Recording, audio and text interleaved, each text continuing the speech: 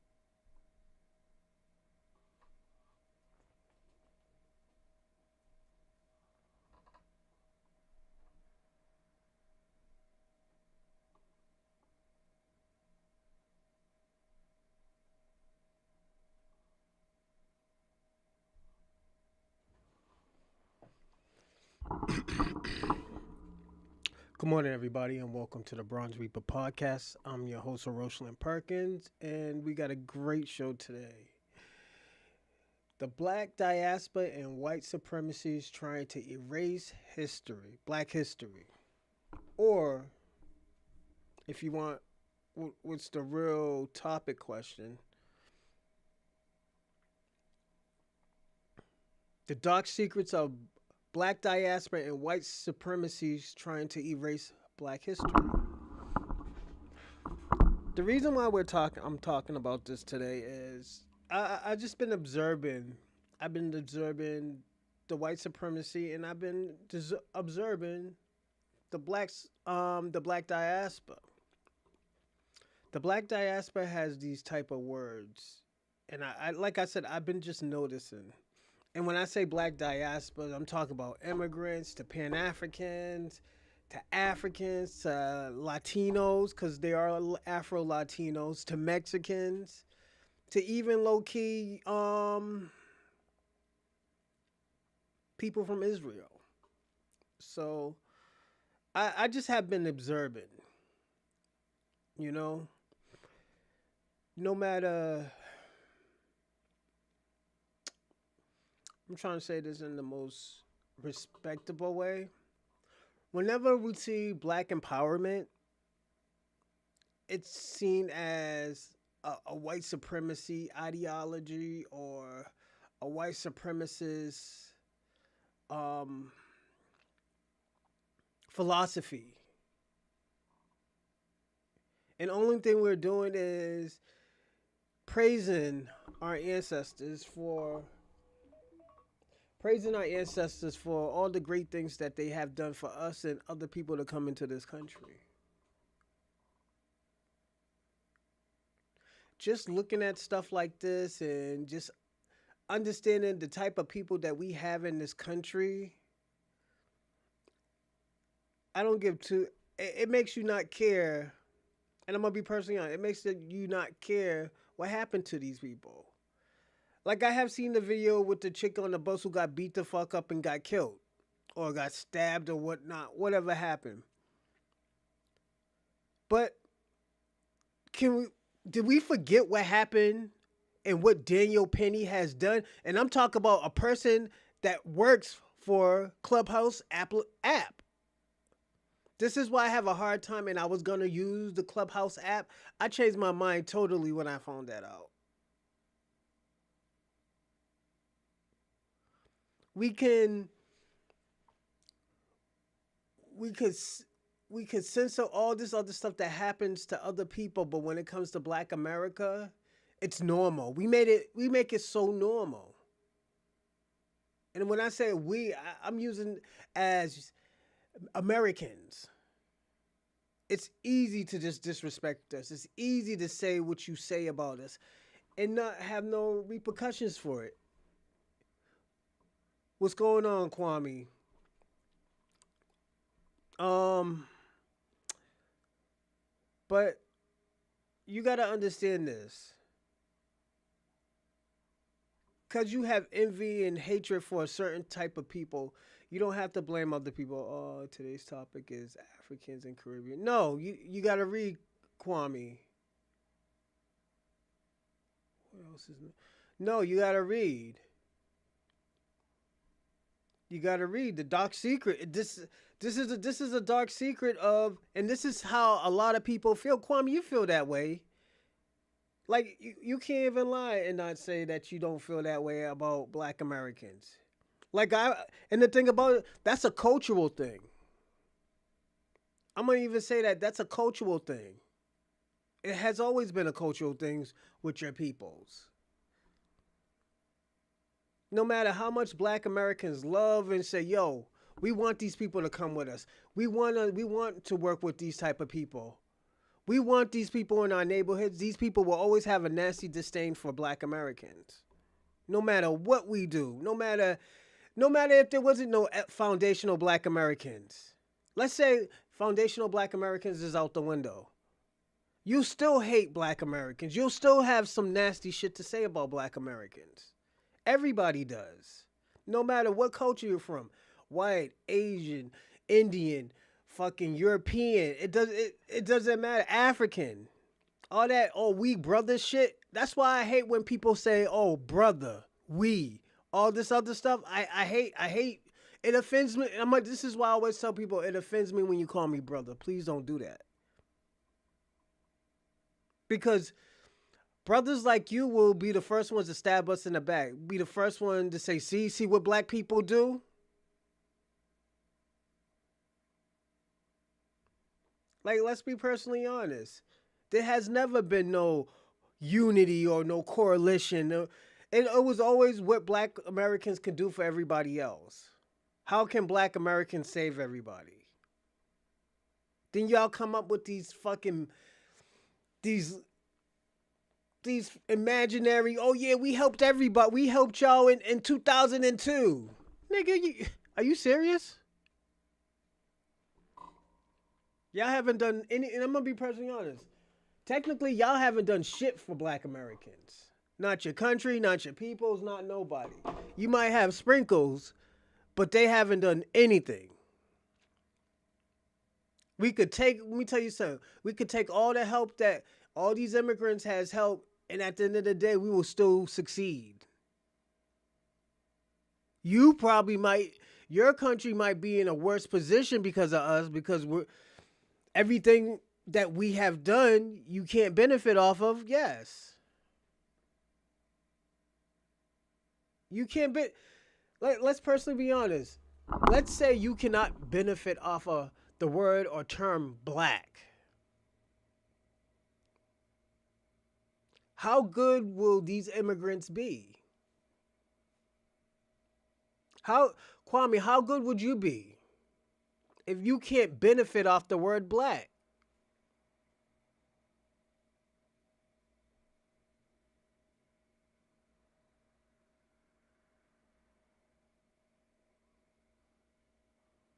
Just those two, you know?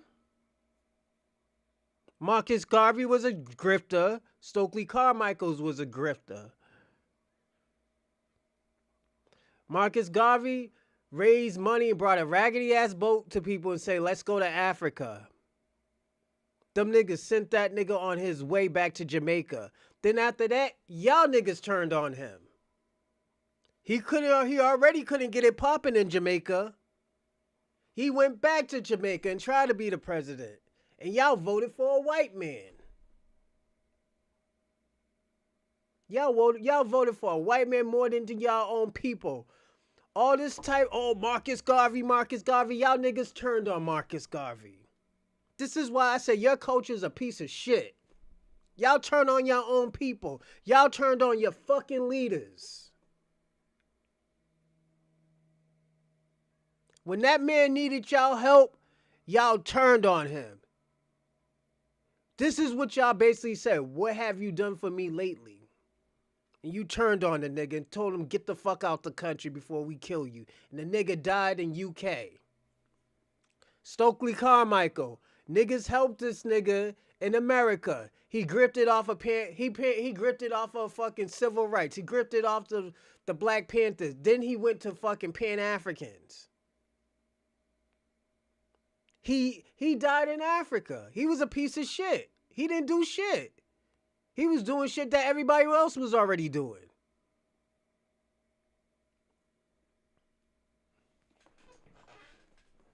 I'm not gonna be like, oh, yo, well, they did do something. Nah, nigga, I'm gonna tell the truth.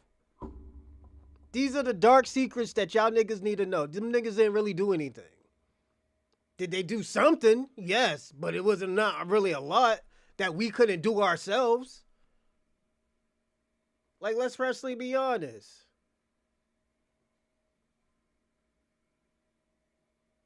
Yeah, you got 6 million motherfuckers that ain't doing shit, Kwame. Them niggas ain't doing shit. Them niggas is still asking for 40, 50 million black Americans. Y'all niggas is fucking lazy. Y'all is the most laziest people ever. Then when you get around white people, then y'all want to do some fucking work. Get the fuck out of here. Y'all niggas is lazy. That's why your country's the way it is, Kwame. Jamaica is the way, and stop blaming the white man. I'm going to say that. Stop blaming the white man. Y'all have a chance to fight, but y'all ain't going to fight. Y'all, this is what y'all going to do. If a nigga be like, yo, let's fight, y'all do that nigga same dirty as niggas is doing what they doing at barbecue in Haiti, nigga. That nigga's about to die because of his people. And his people don't even know. They talk about warrior spirit. Them niggas is so defeated. They're defeated. Them niggas is tired. Just none of y'all niggas know they're tired. They're tired of the bullshit.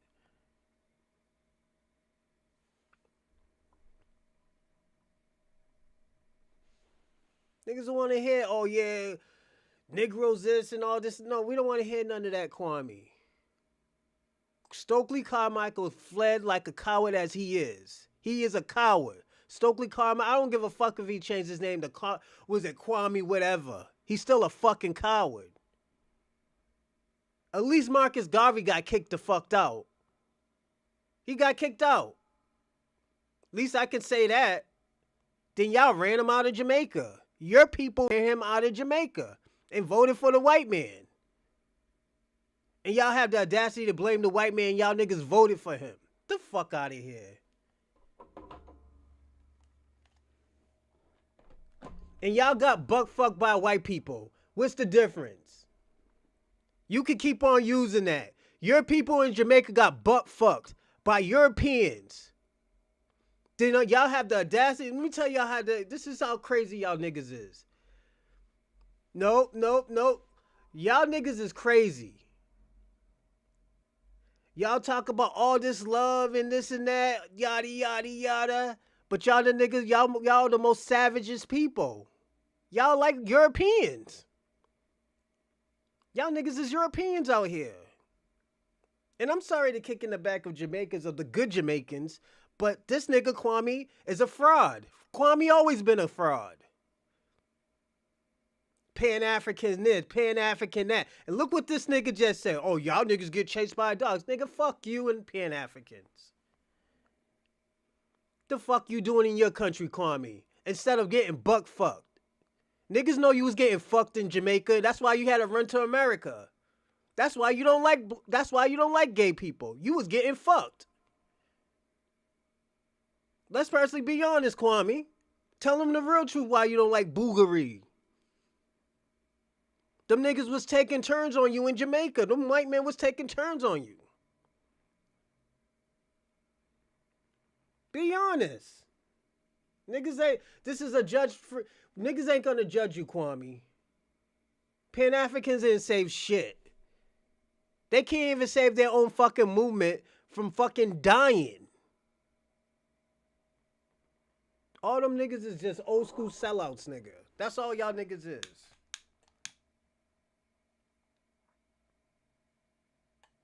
Y'all niggas is no warriors. Y'all niggas is not even fighters. The fuck? Y'all leader is fucking Dr. Umar. That nigga about to go to jail. And look, this is how big of a coward y'all niggas is. Y'all niggas ain't even gonna help Dr. Umar. Y'all niggas is cowards. That nigga put y'all on the board, man. That nigga put y'all on the billboard of niggas knowing who y'all niggas are. What's going on, Jeff? This nigga Kwame came in early. He thought he was ready. But this nigga know, Jeff. Niggas know about him in Jamaica. Them niggas, them European niggas was butt fucking Kwame in Jamaica, and he ran off to America. He had to go to New York. Tell the truth, Kwame.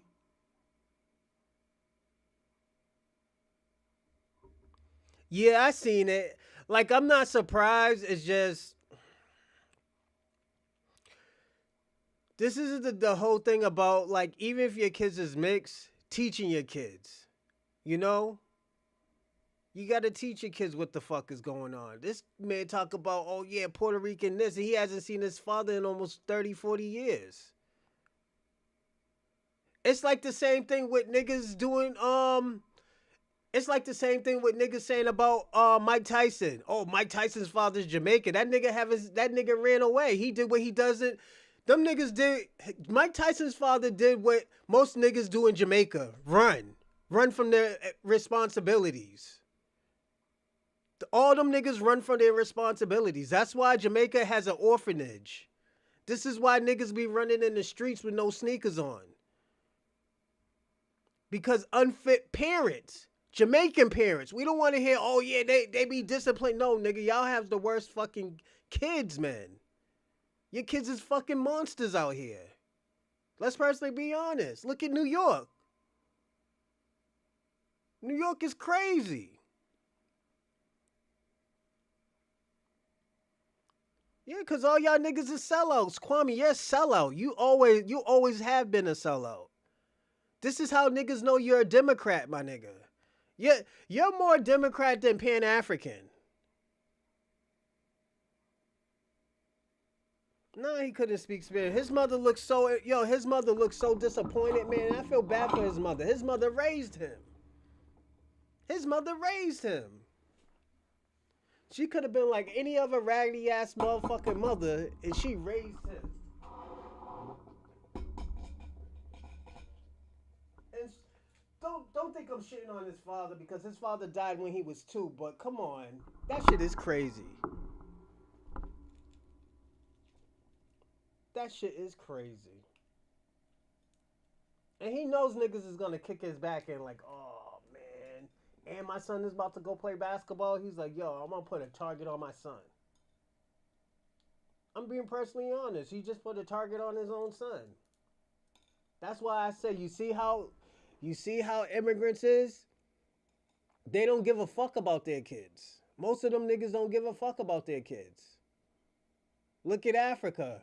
Orphanages, they got orphanages like niggas have liquor stores in the hood. That's how bad fucking Africa is. Like, come on, who wants to? This is why I say, yo, y'all niggas is crazy if y'all think y'all going back to Africa. You know? Y'all gonna spend thousands of dollars to go see some dirty ass roads, and that's it. Are y'all niggas crazy? I think, put it this way, if anybody really wants to go back to Africa, I'm gonna be personally honest, I think y'all niggas is on drugs. Y'all niggas is really trying to live there, y'all niggas is on drugs. An African, a Nigerian, what's his name, David or something like that, he told niggas not to go to Jamaica. He said he told niggas not to go to Africa. He told niggas not to go to Africa. None of y'all niggas wanted to listen. Y'all want, oh, yo, I want to see the beautiful sceneries of some dirty ass roads and puddles, nigga. And mud puddles, man. That's all you're gonna see.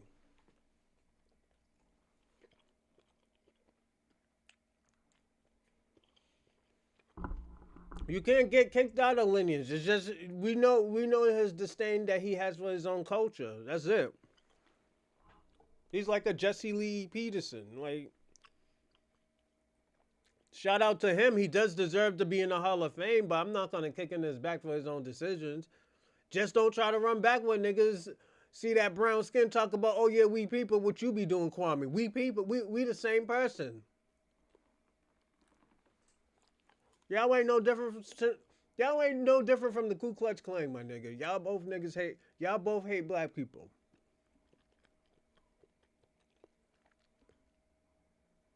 Drake didn't get kicked out. He was never really a part of Black America.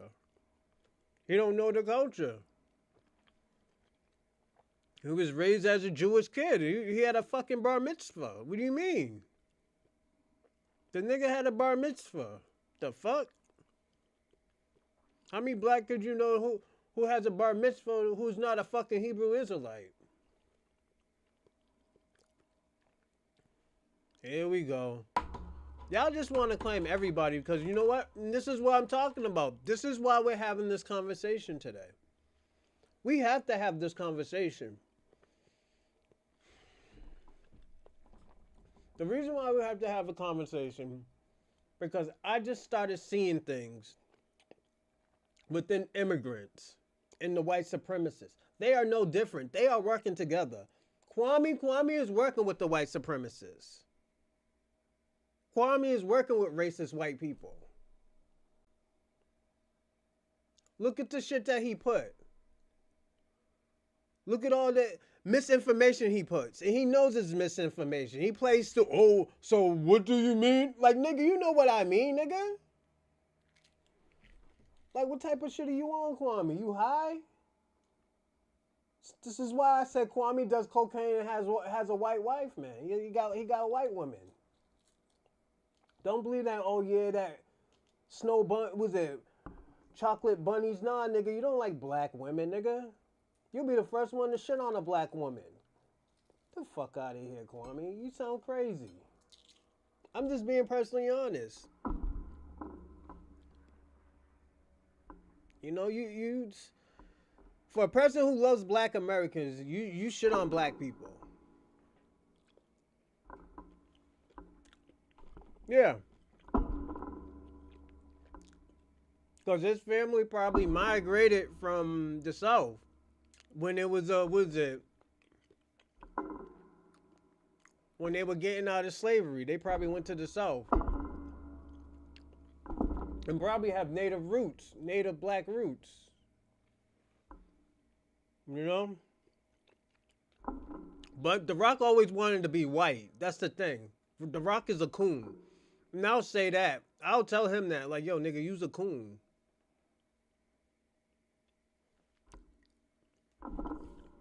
You know? That's why I always tell people all this. Yeah, he's a coon. I don't give a fuck. Nigga, you think I'm gonna be scared to tell some nigga he's a coon? He is a coon. The Rock don't care about black people like that. That nigga will do more for the cops who's beating the shit out of people than he do for black Americans.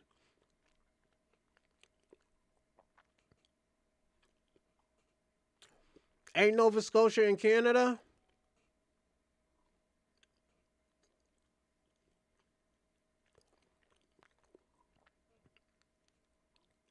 He's a North American, but I don't think he's an American. You know? And don't get me wrong. His father's not a tether.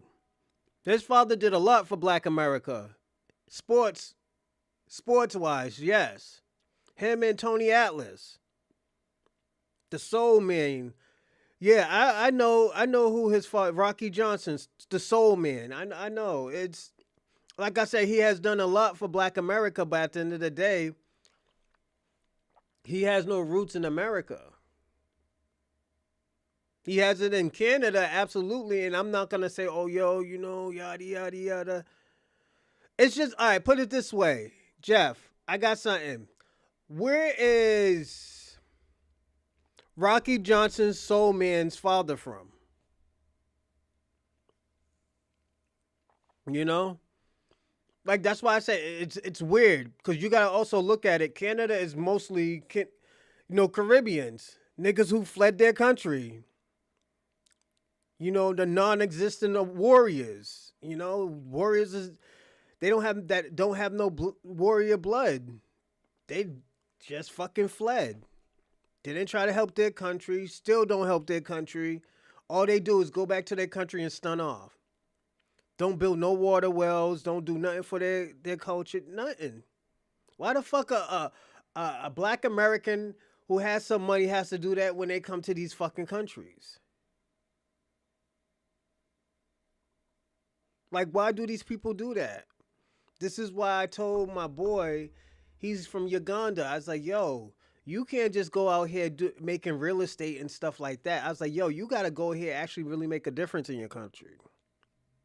Like, build a well or something. Something that's going to help the community. Not just help your pockets. Help the community.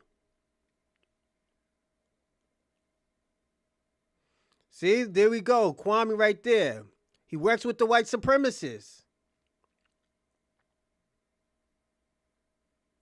Works with the white supremacists. This is what I'm telling y'all. I'm telling you, Kwame, you ever go back on Tariq Nasheed and I'm up. I'm gonna go on there. I'm gonna personally go on there. I'm just like, yo, this nigga right here, he works with white supremacists. This nigga ain't even a real Pan-African. He been faking the whole time. I'm going to go up there. You better, I swear, Kwame, you better make sure I'm asleep or I'm at work. If I'm not at work and I hear you, niggas, 20, 30,000 people are gonna see that. I'm gonna make sure, Kwame, that nigga Revenue, that nigga's a fake Pan-African. This nigga talk about he live in a Pan-African community. He lives in a tether community. The whole fucking New York is a fucking tether country state, nigga. What the fuck? Why? Because you got everybody who's fucking Jamaican and Haitian that lives on your street. Now you think that's a fucking Pan-African community? Nigga, you high, nigga. You on drugs. All right. I'm telling you, I'm going to blast you, Kwame. I'm going to blast you, nigga, and you ain't going to like that. And I'm going to tell them niggas, yo, you still got trauma from the white man fucking your ancestors in Jamaica. Nigga, you're gonna be mad at me, my nigga. You're gonna be mad at me. Like super mad at me. I'm telling you, Kwame.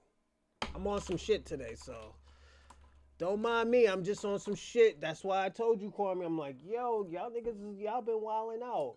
Y'all are our enemy. Like, Kwame, on some real shit, you're my enemy. I'm gonna be personally honest. We'll never be brothers. We'll never ally with each other because you're my enemy. I personally have to tell you that. You don't like black Americans. You don't like my people. So you know what? I have a problem with that.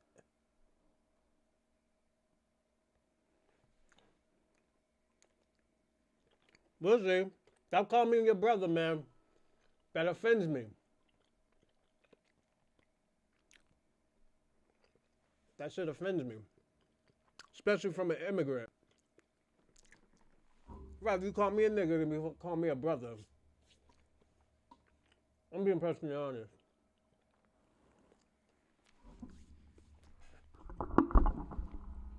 I don't trust y'all immigrants. Y'all immigrants is fucking sneaky. Y'all probably the worst of the force. I gotta be personally honest with y'all. They sent over the low-class fucking immigrants to America.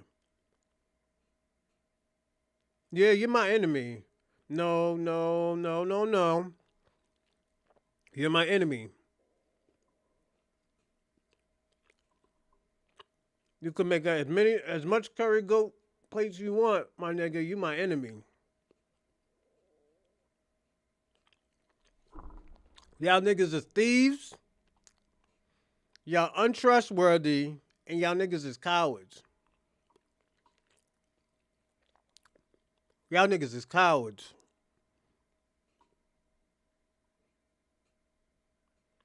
Mm-hmm.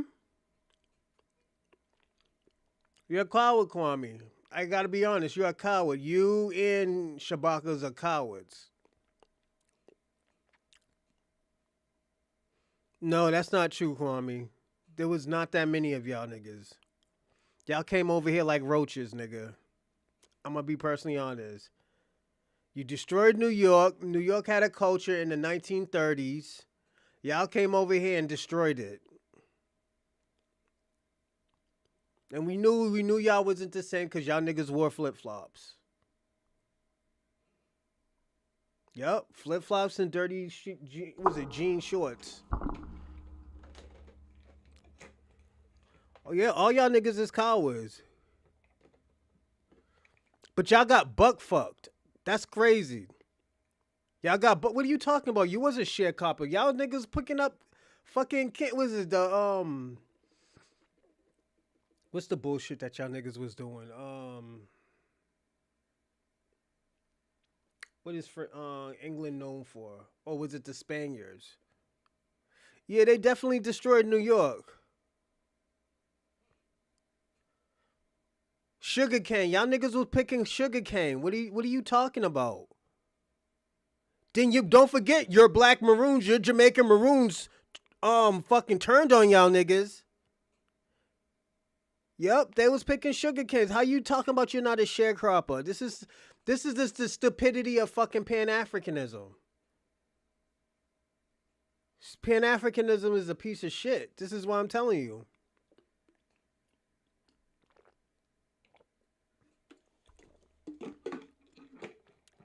Y'all pick sugar cane. What do you mean? I don't think you want to talk about the Indians and the Chinese because they were fucking y'all up down there. The Chinaman was fucking y'all niggas up. Y'all don't even eat China. Y'all ain't even known for Jamaican food anymore. Y'all niggas is known for Chinese food, nigga. What are you talking about?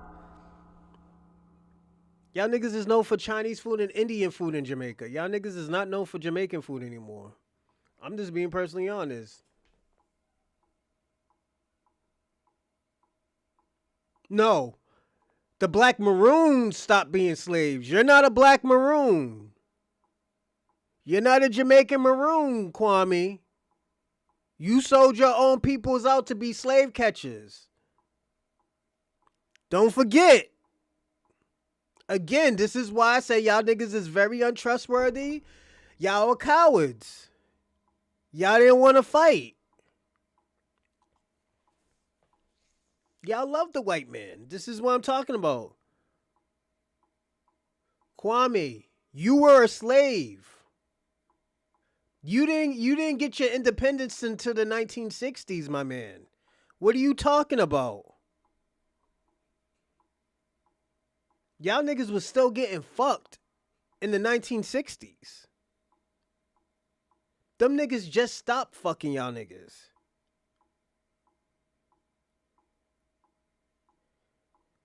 Yeah, they weren't slaves. Y'all niggas was slaves. Y'all niggas was doing the heavy work, Kwame. The Maroons got busy and sold y'all niggas out. Them niggas sold y'all niggas out. Them niggas wasn't slaves. Don't say we. They weren't slaves. Y'all niggas was still doing, didn't get y'all independence until 1960s, bro. What are you talking about? What are you talking about? Y'all just got y'all independent. Nigga, my grandmother's is older than y'all independence. That's how bad it is. My father's almost older than your independence. That's crazy. That means your grandparents knew slavery. That means your grandparents were picking sugar canes, my nigga. What are you talking about?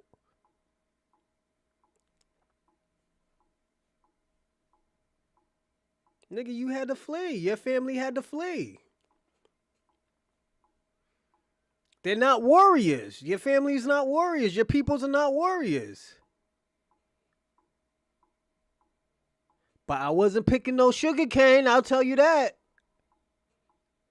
Wasn't picking sugar cane getting buck fucked by 3 fucking Europeans.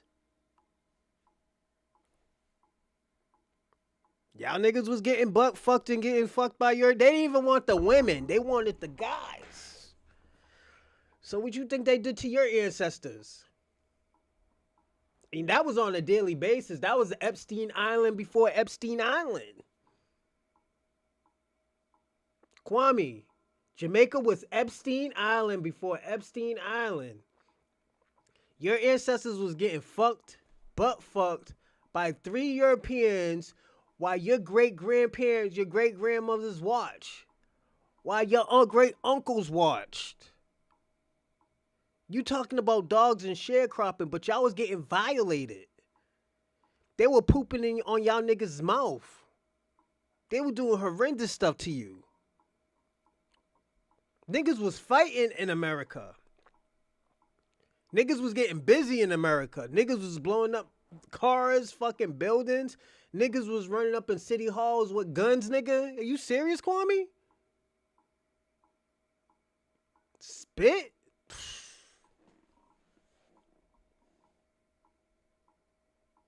Niggas, come on. Niggas had sundown towns, but guess what? Them niggas was not coming over in these areas with these Ku Klux Klan masks on. I mean, fucking attire on. Oh, no, Kwame. You just know half the history. Like I said, everybody, you see, Kwame's a white supremacist. Kwame's a white supremacist. He talks like a white man. And like I said, if we did not know Kwame was Jamaican, we would have thought he was white. Kwame, you're a white man. and black skin. That's what you are, man. You are a white man with black skin. Just like, you know what? Just like the queso that y'all niggas use in Jamaica. All y'all niggas want to be white. All y'all niggas bleaching y'all skins. Y'all niggas is sad out there. I'm glad I'm not your peoples, man. No. Shabaka had non-violence protests. Your boy Shabaka did. That's your boy Shabaka. That guy that you shit on all the time, that's a Pan-African, he did non-violence protests. Most of us did it. We did it. That's why they had to burn down our communities. Because we fought. We're not like you, Kwame. We don't comply, man. That was your boy Shabaka. You're talking about your boy Shabaka. This is why I always say you don't have respect for him. That old dusty nigga, he's a loser. This is why I say he's a coward, he's a loser, and he's a sucker. If he defends everything that he is A, you, or B, just a coward and a sucker. And that's you, Kwame. Kwame, we haven't seen it, Kwame. Niggas was fighting, Kwame. You just seen little videos of it. This is why, everybody, these immigrants are not our friends.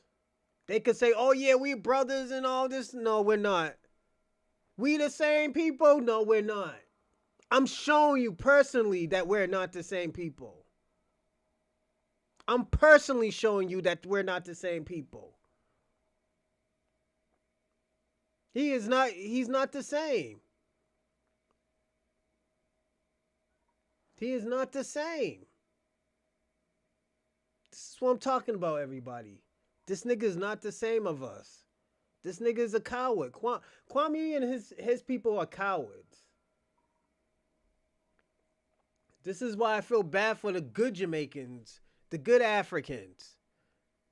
Because you know why? People like Kwame fucks it up.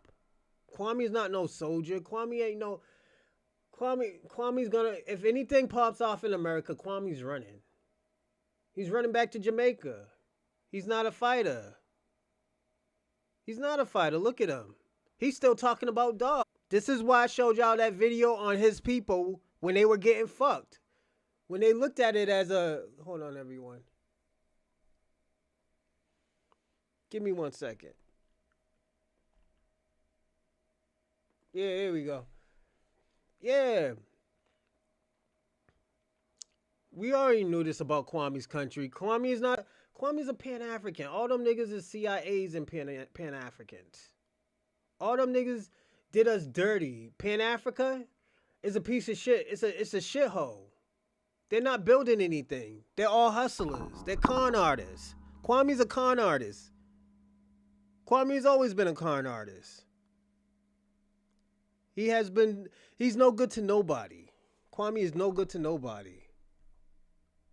This nigga Shabaka talk about, oh, he got warriors and all this other dumb shit. Nigga, you ain't got no motherfucking warriors. Let's personally be honest about that. You got no warriors, nigga.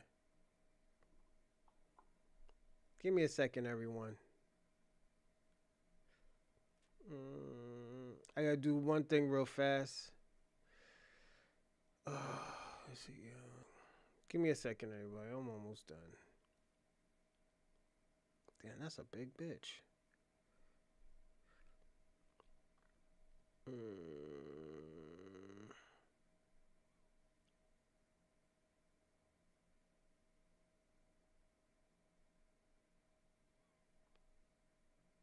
All right. But yeah, just niggas like Kwame, this is how much respect he has for us. So don't think that like, yo, we owe these immigrants anything. Let them niggas get sent back, and I'm gonna be personally honest. Let them niggas get sent back. Kwame and his cousins get sent back. You know? Kwame ain't gonna... Hold on one second. Yeah, Kwame ain't gonna fight for his people. Kwame ain't built like that. You know, all my Jamaican heroes on money deleted. No, y'all didn't, my nigga. Y'all niggas didn't delete nobody. This is the propaganda that he spits. Jamaica's has fought and they got money. No, y'all niggas don't got no money. Y'all country is poor, nigga. Y'all niggas is leaving y'all country and moving up to fucking Europe. Y'all niggas is moving up to Europe. Y'all niggas is not gonna make it in America. I'm just being personally honest. Y'all niggas is not gonna make it up in America. You know? First of all, y'all niggas is very divisive. Y'all niggas is divisive.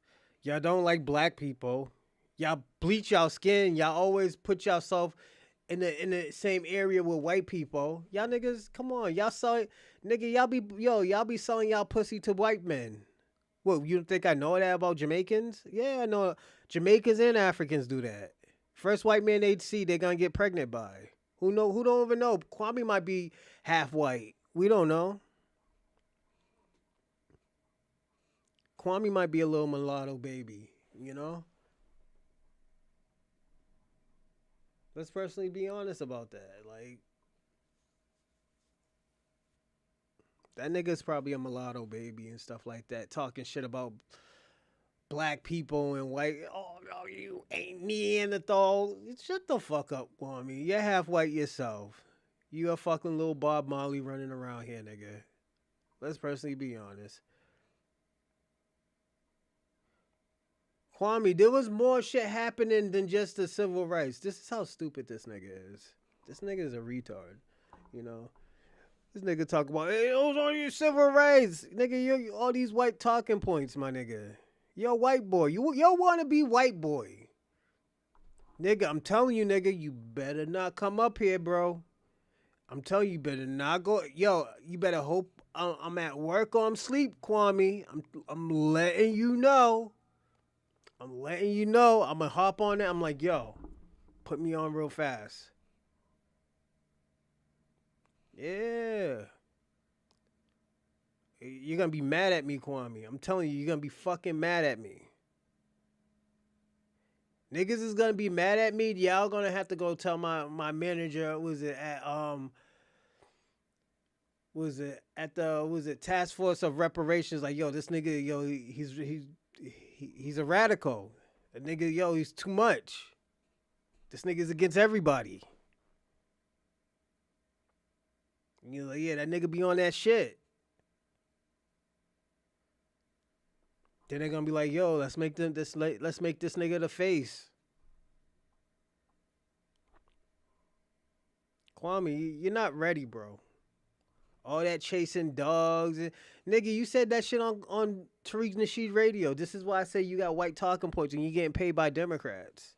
Or probably even the CIA. You look like a telling type of nigga, too. Most of y'all Jamaicans are, so, yeah.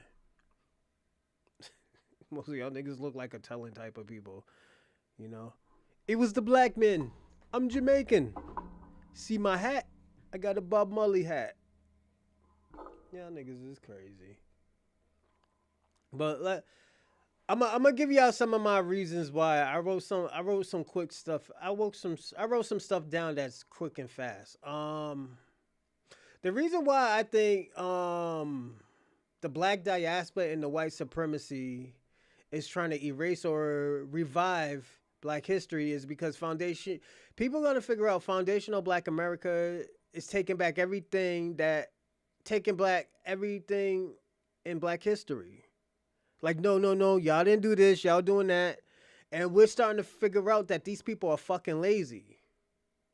You know, we're going to figure out the truth. And this is the dark truth that they don't want to understand, that these people really didn't help.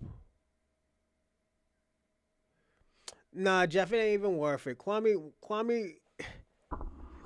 a sucker. Kwame's getting paid. Kwame's doing what he's supposed to do. Kwame's a white supremacist. Kwame is a white supremacist, you know, and he ain't gonna admit it, but we know. We know he's talking to somebody. We know that he's talking to, like, probably the CIA or FBI. Niggas already ran up in people's houses and shit.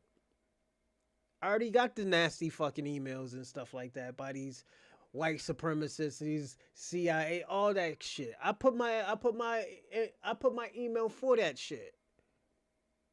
And one day I'm gonna just kind of have a show, and I'm gonna show y'all the emails that I get.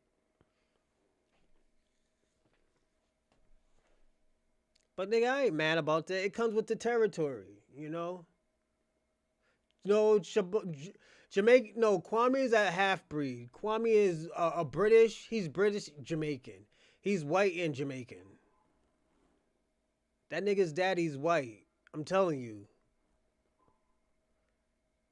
Kwame's a white man. Kwame's a white man. Yeah. Don't let that nigga fool you. He's a Colin Kaepernick. Yeah. Kwame stay trying to say he's black. He's not black. He's a white man. Kwame, you're from the north side of Jamaica, Queens. You're not from the south side, Kwame, so stop acting gangster. Kwame's from the north side. He's from the white bougie area of Jamaica, Queens. The fake boulets and shit. The bourgeoisies. I'm being personally honest. That's North Queens. That's where he's from. He's not from South Jamaica, Queens, like 50 and all them other niggas is. Nah, he's from the bougie area. Don't let that nigga fool you. He's pump faking. He's like, let me tell you who he's like. He's like Bucci Bear. Kwame's the new Bucci Bear.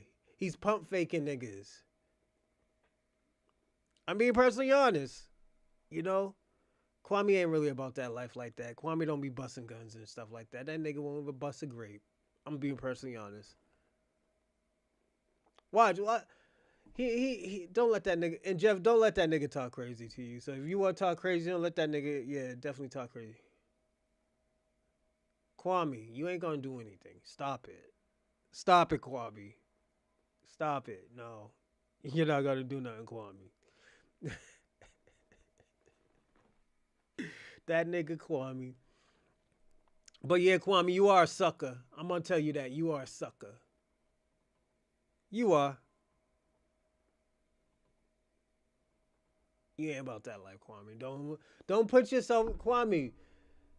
Be that fake Pan-African agent that you're supposed to be. Stop trying to be a gangster, man. That shit ain't good, man. Be like me. I'm no gangster. I'm a civilian. That's why if I shoot you, I'm a civilian. A civilian is supposed to shoot you. The fuck? Please put hands on me.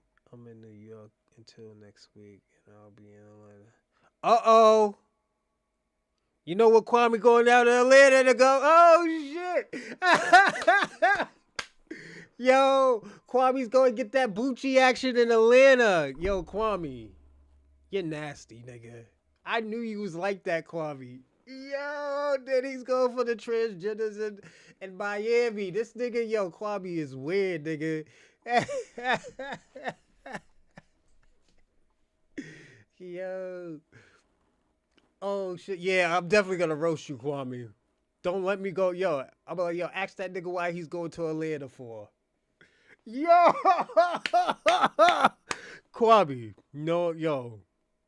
You know I'm going to exaggerate, right? You know I'm going to exaggerate.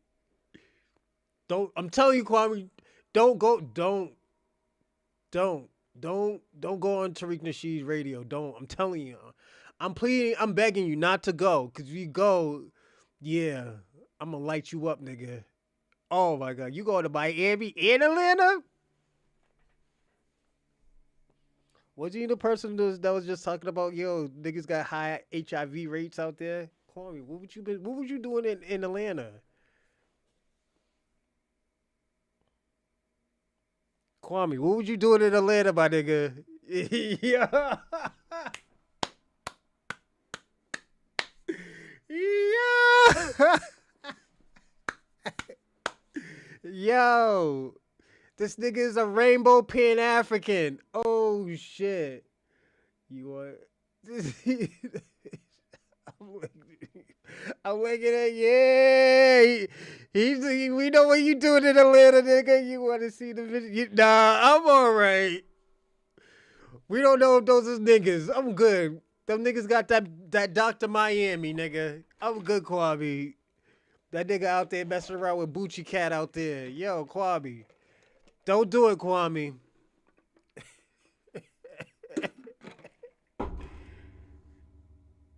Yo, Kwame. Kwame. So you're part of the LGBTQIA community and the Pan African community? How's that possible? Let me know. How you do it, Kwame?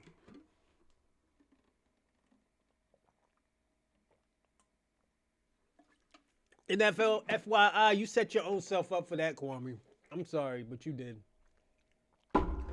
The reason why you set yourself up for that, cause you all that shit you was saying about Atlanta, gay people. Yeah, what you going down there for? Yeah, you're white supremacist, Kwame. I could tell. These FBA clowns talk crazy until the time to link. Kwame, you wasn't gonna link up in the first place, my nigga. You ain't scaring nobody. You ain't pump faking nobody. I'm gonna be personally honest, Kwame. Niggas ain't scared of you. Ain't nobody scared of no nigga and no kufi. You know? I'm gonna be personally honest. You look like a nigga that sells incense. You know? So I'm not scared of you. I don't know who would be scared of you. You know, you're Kwame the sassy Pan African. The rainbow Pan African over here, Kwame. Yeah. Yo, Kwame. You fucked it up for yourself, man. Don't do it. I'm telling you, don't go on Tariq Radio. Don't get deleted over YouTube comments. Kwame, you don't got no gun. Y'all can't even have guns in New York. Y'all are going through a situation right now in New York where y'all can't carry around firearms. This is why I don't like going to New York, because I can't carry around my firearms, though. You know. But you're scared of white men. Well, you going down to Atlanta for the. You got a little white boy down there, Kwame, in Atlanta.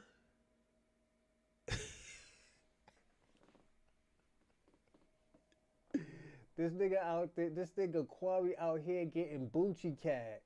Oh my motherfucking God, Kwame. What the fuck you be getting? Yo, what type of weird shit that you be into, nigga? Are you serious? Kwame, come on, man. What are you doing with yourself, man? That nigga Kwame, oh man, you fucked up, Kwame. I don't even know why you even tell me that, man. You going down to Atlanta. Yeah. That's crazy. But hey, Kwame, you love who you love, man. I'm not even gonna hold that against you, my man. If you like Bucci Cat, you like Bucci Cat. You know, so it's. I'm not even mad. I'm sorry, I'm laughing at you, Kwame, but yo, Kwame, what the fuck were you thinking? Jesus Christ, this nigga out here getting Bucci Cat. Jeez. Give me a second. Put the charger on. Damn, Kwame. Jamaican scared of getting buck broke again. Oh, shit. Yeah, Bucci Cat. Yo, Kwame. Yo, Jeff.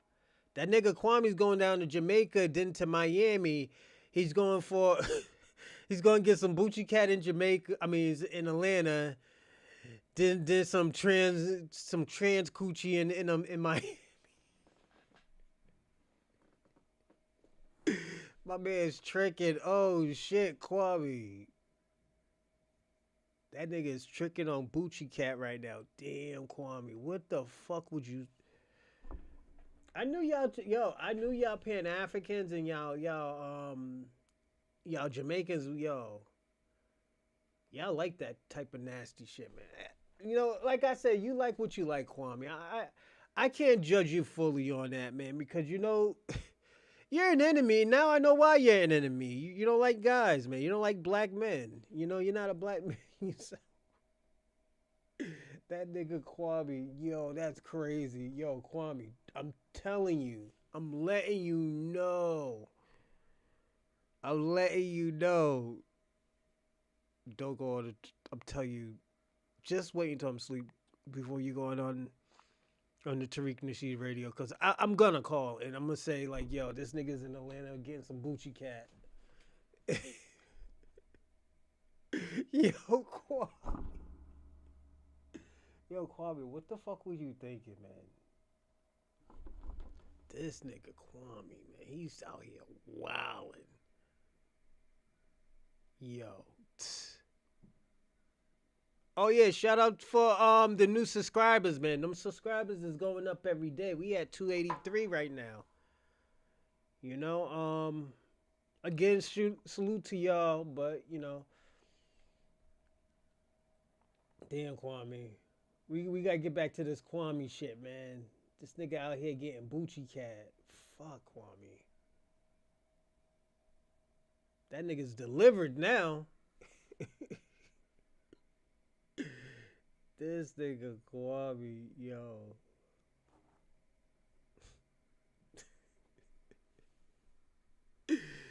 Yeah. I'm sorry to laugh at you, Kwame. I'm sorry. Yeah, he's down bad, man. I told him, like, nigga, when you go to Atlanta for, nigga, you just talking about the HIV rate up there. Now you go to Atlanta. This nigga's crazy. And I got family in Atlanta. I'm still not gonna. Well, I got family in Augusta. I'm not going to no fucking Atlanta. I'm sorry. It's just, I'm not. But yeah. Yeah, that man going to get some, unseasoned chicken. Yeah, some unseasoned chicken over there. Oh, jerk chicken and Bucci cat. Oh my god. Yo, Kwame, you're wildin'. I gotta tell you, you're wildin', Kwame. Nigga. That nigga tasted the onion. That nigga crazy. Give me a second, everyone. I'm gonna finish what I. Hold on one second. Let me. This nigga Kwame,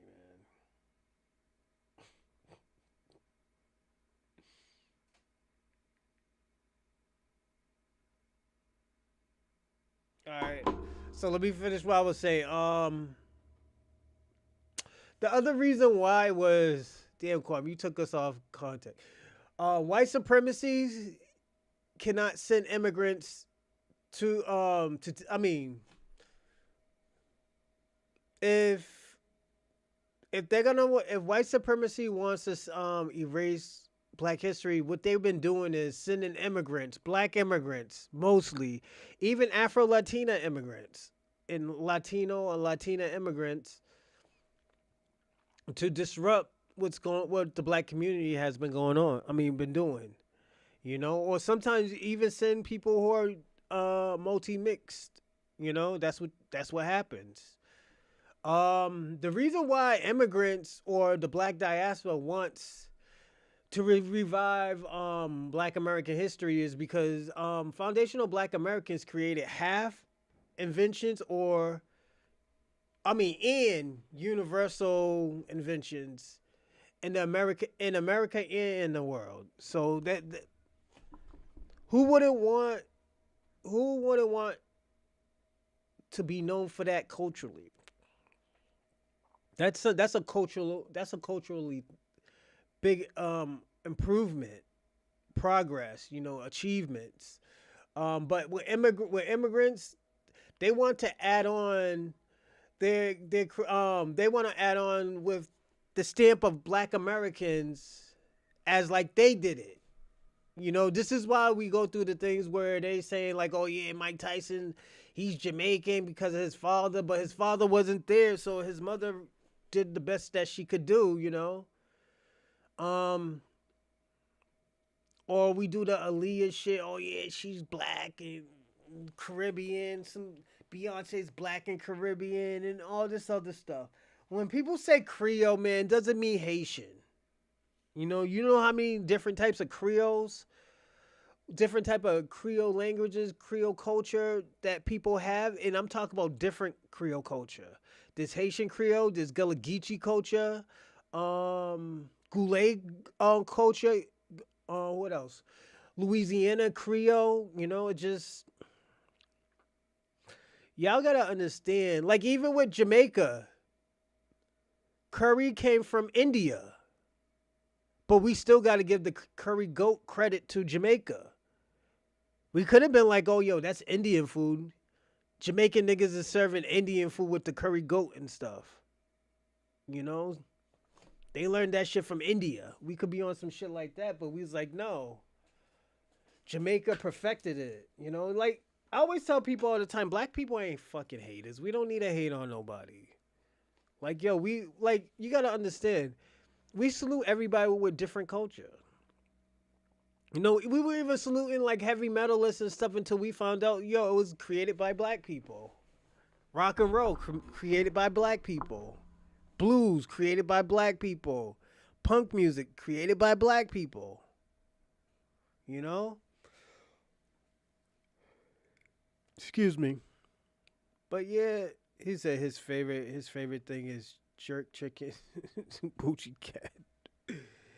Damn, Kwame like the meow meow, huh? The Bucci cat. But yeah, we also gotta watch that, man. And the reason why I said we have to watch that because at the end of that day, our culture can be gone because of that type of bullshit. Immigrants will lose. And also too, you gotta look at it. Another reason why they would want to revive it or even erase it is because if they lose the Black American title or Black title, and it just goes foundational Black Americans, they can't tether on to all our progress and can't take achievement to it. So you just look at it as, oh, yo, you know what? These niggas is. Let's look at. They'll have to be like, yo, let's look at Jamaica. Let's go look at Haiti. Let's go look at Africa. You look at their culture, be like, oh, yo, their culture's fucking barbaric. You know, like, yo, what the fuck? They're no different. They're nowhere close to being a Black American. Black Americans are civilized. And also, they'll be looked at, like I said, but the people who will be looking at them will be white supremacy in the United States. And you got to look at it, like I said, most of these immigrants, they love white people, you know? That's why they actually came to this country was for white people. They're like, yo, I want to be white and have the American dream like them. Not knowing that, like, the black person created the American dream. The Black American made that American dream, possible. This is what you got to understand. They made it possible. The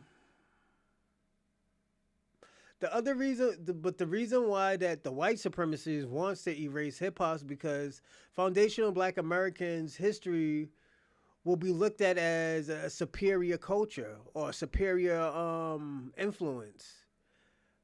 But then you're gonna start looking at white supremacy, and you're gonna start to see that they're uncivilized animals. And when I say uncivilized animals, I really do mean uncivilized animals. Or savages. Also, you're gonna look at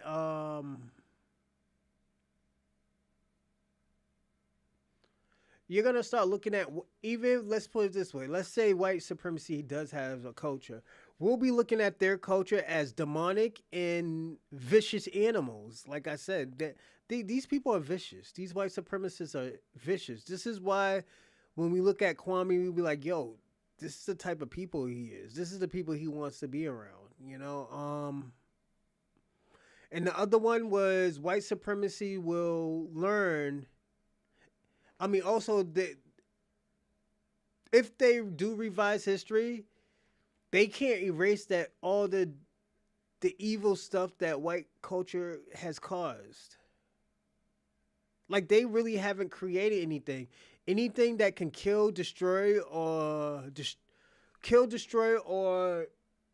pillage, that's their culture. And it's not just to shit on them. This is what we're watching. This is what we're seeing. The reason why the Black Diaspora has to team up with white supremacy is because that Black Diaspora has hatred and envious for foundational Black Americans, for Black Americans as a whole. We have seen it for so many years. This is why they use these talking points. This is why I actually thank Kwame for even talking on my live chat, because we're seeing how he talks about Black Americans. This is a so-called Black American brother or Black brother that talks about Black Americans the way he talks about Black Americans. Like we are watching in 4K right now how he feels about Black America. How he feels about our culture, how he feels about our ancestors. We already know the white supremacists or the Europeans feel like this because they're evil. They're pure evil and they try to throw God into it. Oh yeah, we do this out of Christianity. No, nigga, that shit's still evil. Christianity is evil. It's not the Bible.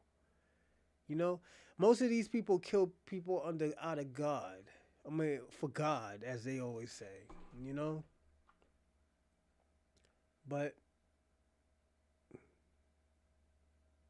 hold on, give me a second. Oh, shit. Oh. But yeah, it's just, this is the type of attention they have on us. And also, too, the Black Diaspora always looks down on Black Americans.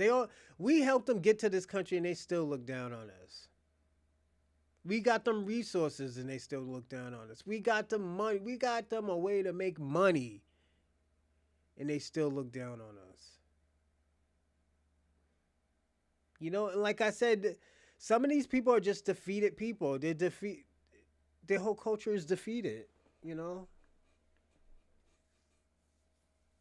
They're defeated. And the last thing too, white people think they're inferior. Think Black Americans are inferior humans. So this is why you have the Black Diaspora talking this way about Black Americans. This shouldn't be no shock towards anybody. What I'm saying shouldn't be a shock. Like, these people actually come to this country like this. This is why in Massachusetts, Boston doesn't really make it because at the end of the day, Boston is kind of segregated. I'm going to be personally honest. I personally think Boston is kind of segregated to a certain extent. From gangs to even like community organization communities. I have learned this for years. I just never said anything about it. And the reason why I never said anything about it is because I don't want people to look down on people for actually doing this and not knowing that they do it. But sooner or later this was going to come out. That's why I did it on this show. I knew someday, one day, shit like this is going to come out.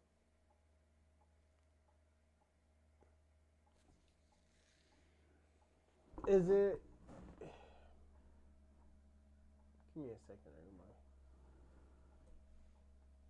second. Is it acceptable? No. It's not acceptable, but it's like, I understand.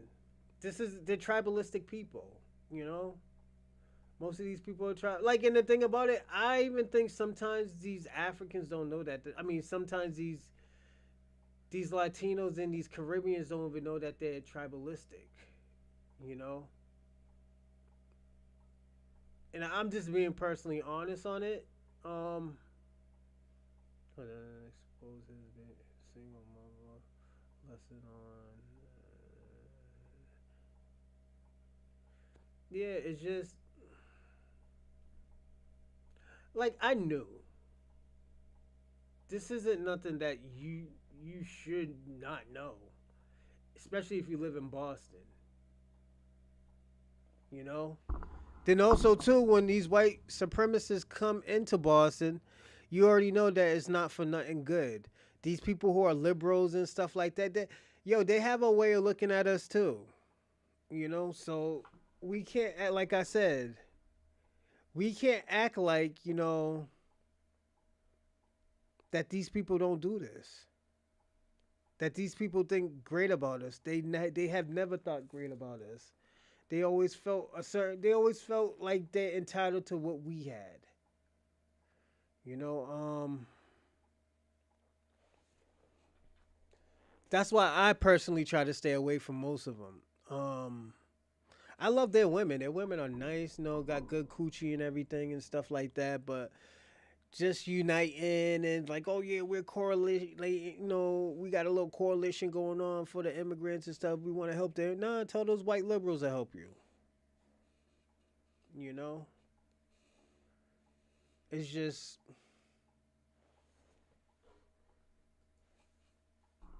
It's no need.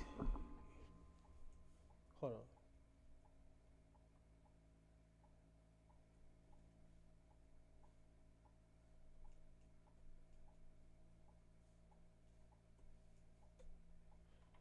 Give me a second, everybody. I'm sorry.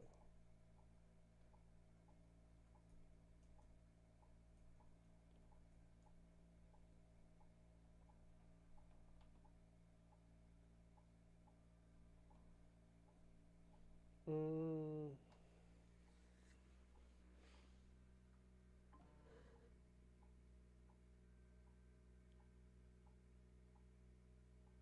Oh, they got this nigga looking crazy.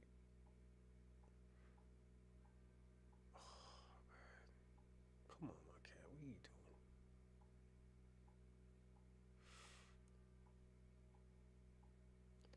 But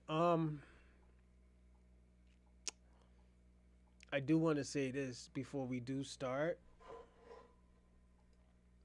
Get this one out the way. Get that one out the way. Some of these white people know what's going on. Some of these white people actually are speaking up and saying, "Yo, what the fuck are you doing?" We know that shit didn't happen. Like, we gotta at least tell the truth. Not all countries are perfect. Stop trying to make our country perfect, and we know it's not perfect. Let's watch this. Some were slowly burned alive, and school children were let out on their lunch break to watch. And observers took fingers and toes as souvenirs. This is history. This is not Black history. This is not white history. It is American history. It is our history. Now, white people, you and I do not need to feel responsible for what happened. Even if our direct ancestors did it, that is their responsibility, and they are dead. We cannot make amends for what they did. Most of them wouldn't want us to anyway. We do not need to apologize for their behavior. They did it. But let me ask you this. How do you feel when someone hides the truth from you because they think you'll cause problems if you find out? What if I told you that stories like these were kept from you as a white person so that you wouldn't get emotional, so that you wouldn't cause trouble? Your Black neighbors already know these stories. If they weren't told in their own schools, they heard it from their parents or their grandparents or their neighbors. You weren't told because they wanted to keep you quiet. How does that make you feel? We are not responsible for what all those dead people did. We should be disgusted, but we're not responsible for it. What we should be furious about is that the truth was edited out of our history books to make us too comfortable to object to what was done, especially in our white schools that were supposed to be so much better. They didn't teach us the truth about racism in America because they didn't want us to do anything about it. They didn't want us to protest or vote for change, because while plenty of white people are racist as hell, the people in power knew that some of us would ask too many questions and make too much noise. So they fed us the lie that slavery ended with the Civil War, that reparations were handled, that the civil rights movement tied it all up with a pretty bow. They told us not to worry our pretty little heads about it. And then they said that today's Black people are just ungrateful.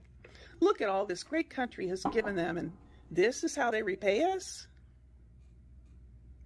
We are not responsible for what anyone did 60 years ago.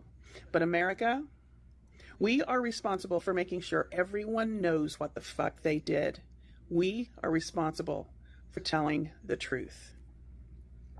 White people have the right to be pissed off when the facts call for it. Shielding us from the facts so that we don't get upset should make us furious.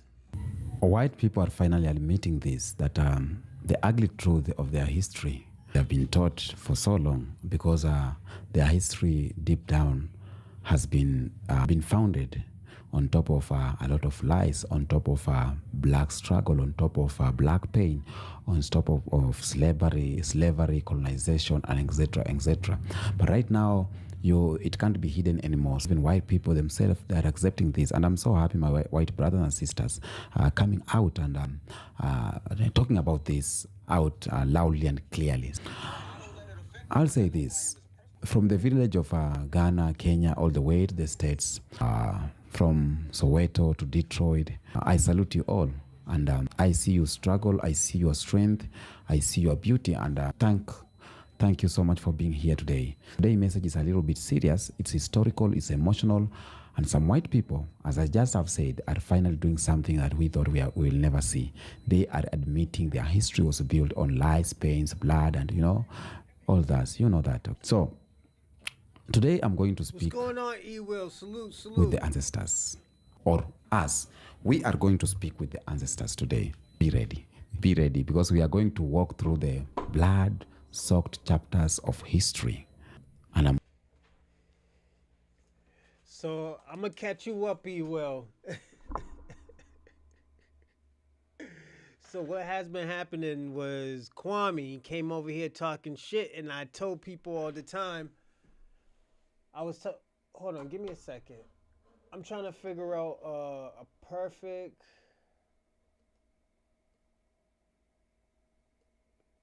I'll figure it out later.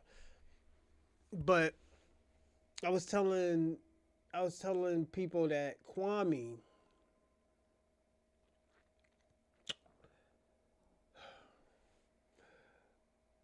is not our friend. Most of these immigrants are not our friend. They're more against us than with us. We might have a good day where we might have one or two immigrants that are friends, but most of them are not our friends. All the stuff that we have done to help them come to this country, make them feel comfortable, have their culture showed and stuff, they don't appreciate it. I don't even think they appreciate that shit. Because all they do is say, oh, yo, my people's fought for me. So what's going on right now? I am glad that we're having a delineation. I am glad that ICE is actually packing out niggas and sending niggas back. And I personally, I'm not really happy about saying that, but I understand why I say it. I understand why I have to feel this way to say stuff like that, because at the end of the day, we are not a team. Everybody's doing what's best for them and forget about the coalition that they always talks about. When anybody was needed help, they were there. Like, no, we don't want to hear that anymore. All these Mickey Mouse things. These people, these immigrants, these Pan-Africans, they are allying themselves right now with the white supremacists. No matter if it's a liberal white supremacist or a conservative white supremacist. It's a white supremacist that they're allying themselves with. They have no loyalty or no honor towards us. As much as loyalty that we had towards them, they don't have it for us. And he might be a good guy. He might put out great content, but at the end of the day, Sooner or later, we're gonna have to prepare for him and his people to turn on us. I personally have to be honest about this. I personally have to feel this way. And like I'm gonna say this. I know y'all wanted to talk about the Carmelo Anthony thing, but I wanted to get more information on that. Because I'm gonna tell y'all how I really feel about that. It's okay for you to talk about the other side of your family. I have no problem with that. The problem I'm having with it is your mother's there.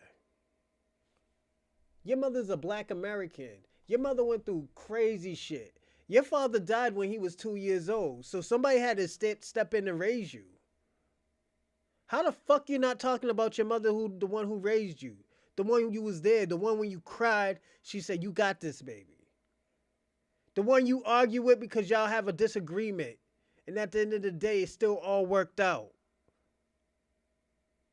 Most motherfuckers don't have that, and most motherfuckers have to go through it by themselves. Just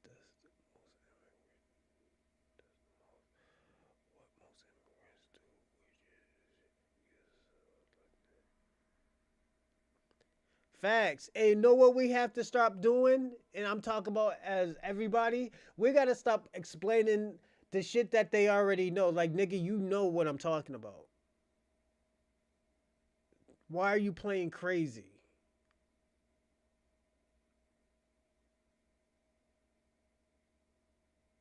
Yes. Yes. Let me tell you something. They came over here to this country to ally themselves with white supremacy. It was always fuck black Americans. It has always been like that. All these immigrants do that. They all talk crazy about black Americans. They all got the same talking points. They all got the same jokes. Call us niggers and say we eat fried chicken and watermelon. Yeah, it's the same jokes. They all say that. But we'll be fucked up if we say, "Oh yeah, y'all niggas eat cat and dog." We'll be fucked up when I say, "Oh yeah, you got butt fucked by fucking Europeans." Into the 1960s.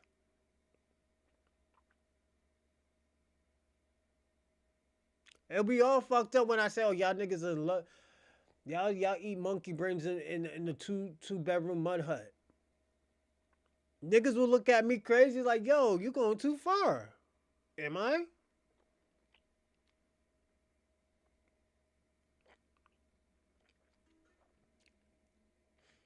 I'm telling you. I'm telling you. You can't.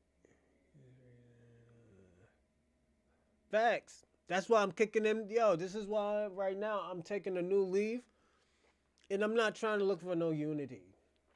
That unity's out that window. We might ally ourselves with certain people, but most of them no. And I'm gonna have to be personally honest, like no. Absolutely not. I gotta be that way. And the reason why is because they're no good to us. They cause more problems than help. And don't get me wrong, I love my curry goat and the salted fish and all that other cool shit that they be having, but this shit ain't about food. This shit ain't about your culture. It's about our culture. It's about the disrespect that y'all been saying about our culture. We don't want to hear that, "Oh yeah, it's xenophobic and all that other." No, we don't want to hear that shit no more. And the reason why we don't want to hear that shit no more because at the end of the day, we have a problem. We have a problem with y'all niggas respecting our culture. Respecting what we have done, our accomplishments. Look at Kwame talking about, "Oh yeah, niggas got chased by dogs and niggas is scared of German shepherds." Nah, niggas, we got something for German shepherds. Niggas used to kill dogs. Niggas used to blow up niggas' houses. Niggas used to snipe people. Niggas ain't scared. You think we're scared because you're scared of your people in your country. We have never been scared of our own people. Till this day, not even the auntie and grandma is not scared of these people in the streets. Going to expose the ugly truth, and we will ask the questions that matters the most. Stay tuned. Watch these clips from my white brothers and sisters, and then we come back here with the more commentary. Accurate history is teaching white Americans how white slave owners raped, beat, humiliated, mutilated, murdered, and cannibalized their slaves. Accurate history is teaching that George Washington's false teeth were made out of his slaves' teeth. Accurate history is teaching that Abraham Lincoln may have said some words and signed some shit, but he did not physically do anything to free the slaves. The white abolitionists also often get almost total credit for freeing the slaves. I bet you've never even asked yourself what the slaves were doing to free themselves, and the answer to that is most of the fucking work, including giving the ultimatum of war. But then we get a bunch of white people mad that their kids might feel guilty if we teach real history. It's not about your white child's feelings. Teaching accurate history isn't about white people's feelings, but that does sound like something that someone who's only ever been taught a white glorifying version of history would counter with. Ask why we ever felt like we needed to curate a false version of what white people did and did not do to black people to begin with. And then ask yourself why white-ass politicians are verbally attacking real history by calling it slurs, which is, by default, also the act of calling black people slurs. And the truth is, white people have been colonized too. Not physically, not economically, but psychologically. They've been conditioned to believe in a history that never happened. A history where they were always the heroes. A history where they were never the villains, and where their victims were villains. And as long as they live inside that fiction, well, they'll continue to perpetuate the same crimes of their past, even without realizing it. Which just means that we're not even talking about past crimes. We're talking about ongoing crimes from the past until today. Like I said, it's a continuum. If there's ever going to be any real change, if there's ever going to be any hope for justice, then so-called white people have to actually learn your history. Not the history that makes you feel proud and makes you feel good, that makes you feel comfortable, but real history, the history that makes you uncomfortable, the history that you've denied all this time.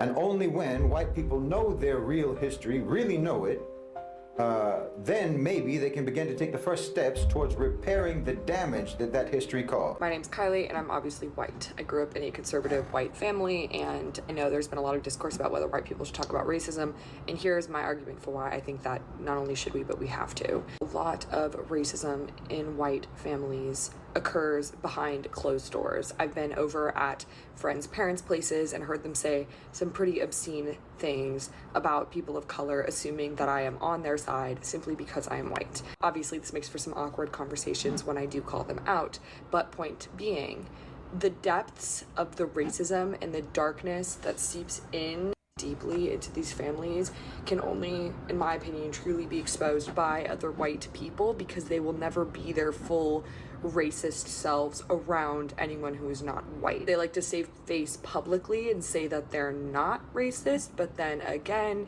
if you go into their homes and you hear the things they say, that would suggest otherwise. I just encourage you, if you're a white person and you know people like this, please say something. Don't just ignore it for fear of conflict. Most of us learned a distorted history of slavery in school. So as white Americans, most of us don't realize our connection to it. Here's a quick rundown of historical facts I had not been taught. That the North was deeply implicated, that slavery was legal in northern states for over 200 years, that Northerners up and down the economic spectrum made their livings in businesses tied to slave trade and slavery, that Northern mills processed cotton harvested by enslaved people. The Midwest and the West were implicated. They grew food to feed the South, where land was devoted to cash crops like cotton, harvested by the enslaved.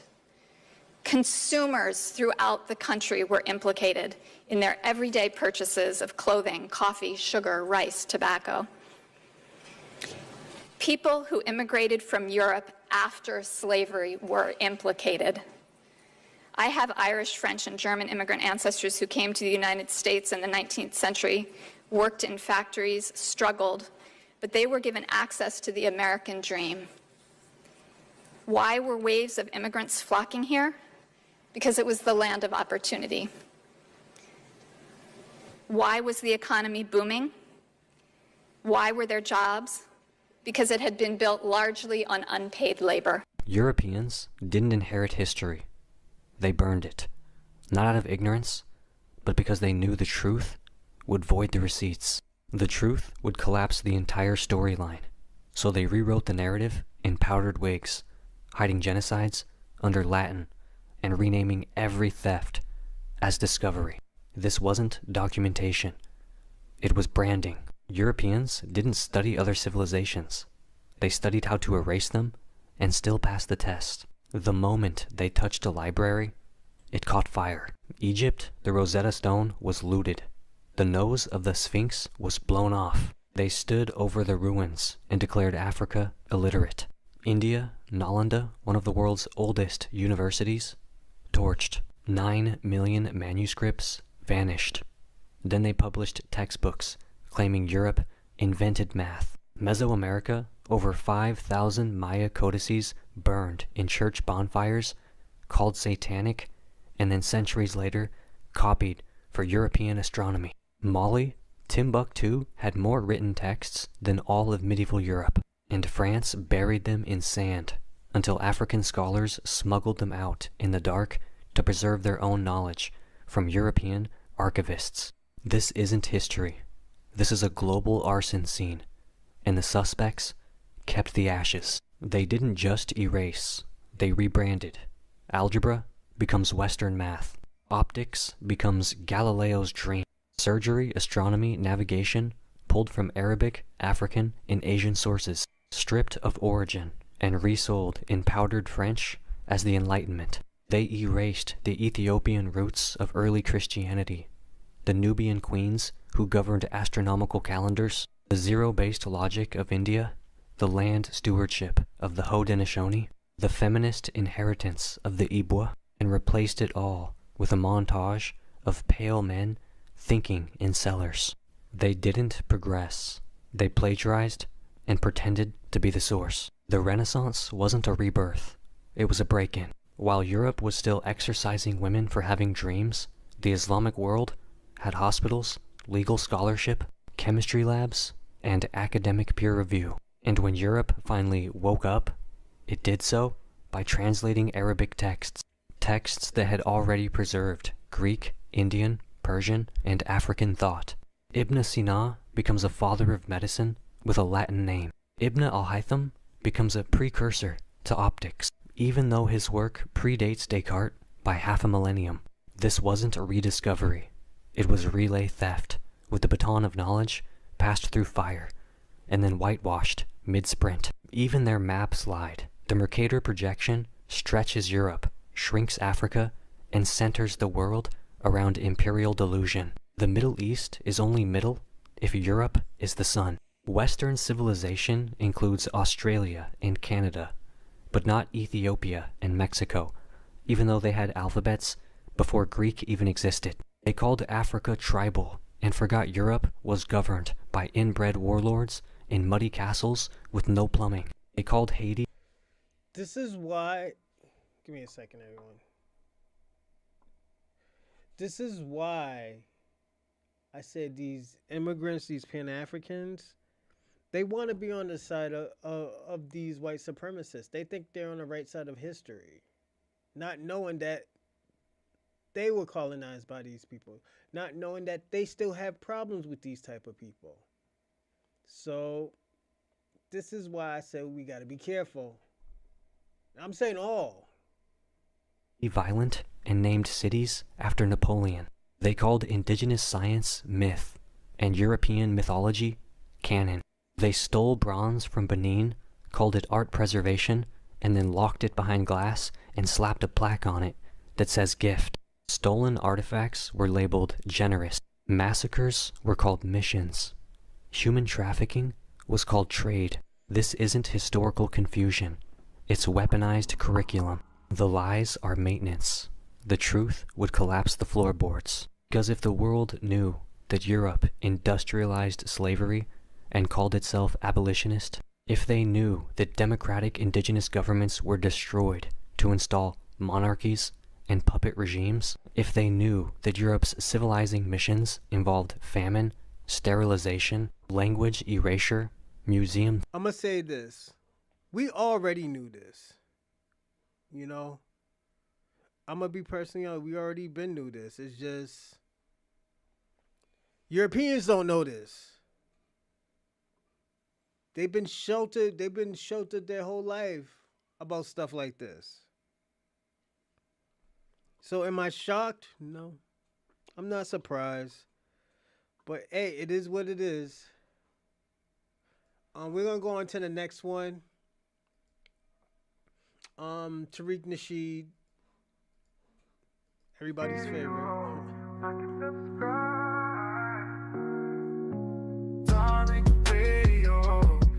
Subscribe.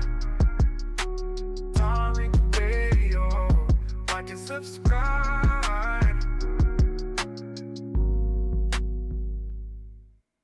Boom. Let's get Boom in here.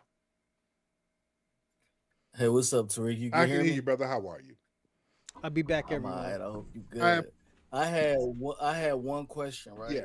You said there's 43 point something plus million FBAs. Now, when two Nigerians have a child here, they join that 43 million as far as the census is concerned. So do you actually think that there's less FBAs than what they count due to all these Islanders and Africans that are first generation that get counted to that No, number? see, that's what I'm being a little conservative about the number, because if you entered immigrants and all of that, it would be more black people if we're going to count just people as black, quote unquote. But as far as foundational black Americans, there are at least 43 million plus just of our lineage. Okay. So they've already counted. I don't, how many immigrants are here? How many African and Caribbean? Is it like 5 million? I forgot. I forgot what the number is. But I'm talking about born here, first Yeah. generation. From what I've researched, they get included into that 40 something million. I could be wrong, but I was just asking what you thought about that. Well, right now there's a delineation that's being discussed for the census. They're doing certain documents now where they'll ask if you're black, if you're a black immigrant, if you are a descendant of slaves from America. So there, certain forms are starting to delineate based on lineage now. And when we were having the reparations hearings out here in California, for example, we were making sure that it was a delineation of lineages. We were just making sure people could trace their lineage back. But yeah, you're not, if a Nigerian come over here and have a baby, you're not going to be a foundational black American. A foundational black American is what it is. You can't become one. You already have to be one. You already have to be a foundational black American, right? Yeah, but I'm not speaking of the lineage. I'm just speaking on the census and how they get those numbers, if that makes sense. Right. I understand the lineage and how a person with two Nigerian parents is not an FBA. Right. I'm just saying when they speak on the 45%, 45 million African Americans as they label them on the census, would that include those first generations? That was my only question and what I was Yeah, wondering. they would probably be in the black or African American category. So there it is. That's all I There you have, go. brother. Thank you so much. All right. Let's get what's that, Dr. Dury? Dr. Duryea. What's up, brother? Hey, what's going on? I just want to give you your props, man, because I listen to you a lot. I've been a fan for, over 10 years, and I hear a lot of your techniques when you deal with Dr. Nilly, when you deal with people on the space, and I hear a lot of Dr. Nilly Fuller how you keep asking questions until you get the answer. And I implemented that, and I watched you do it. It's a master class if people really go back and understand exactly what you're doing, and it's really ingenious. But I'll land my plane here with a lot of them know exactly what FBA is.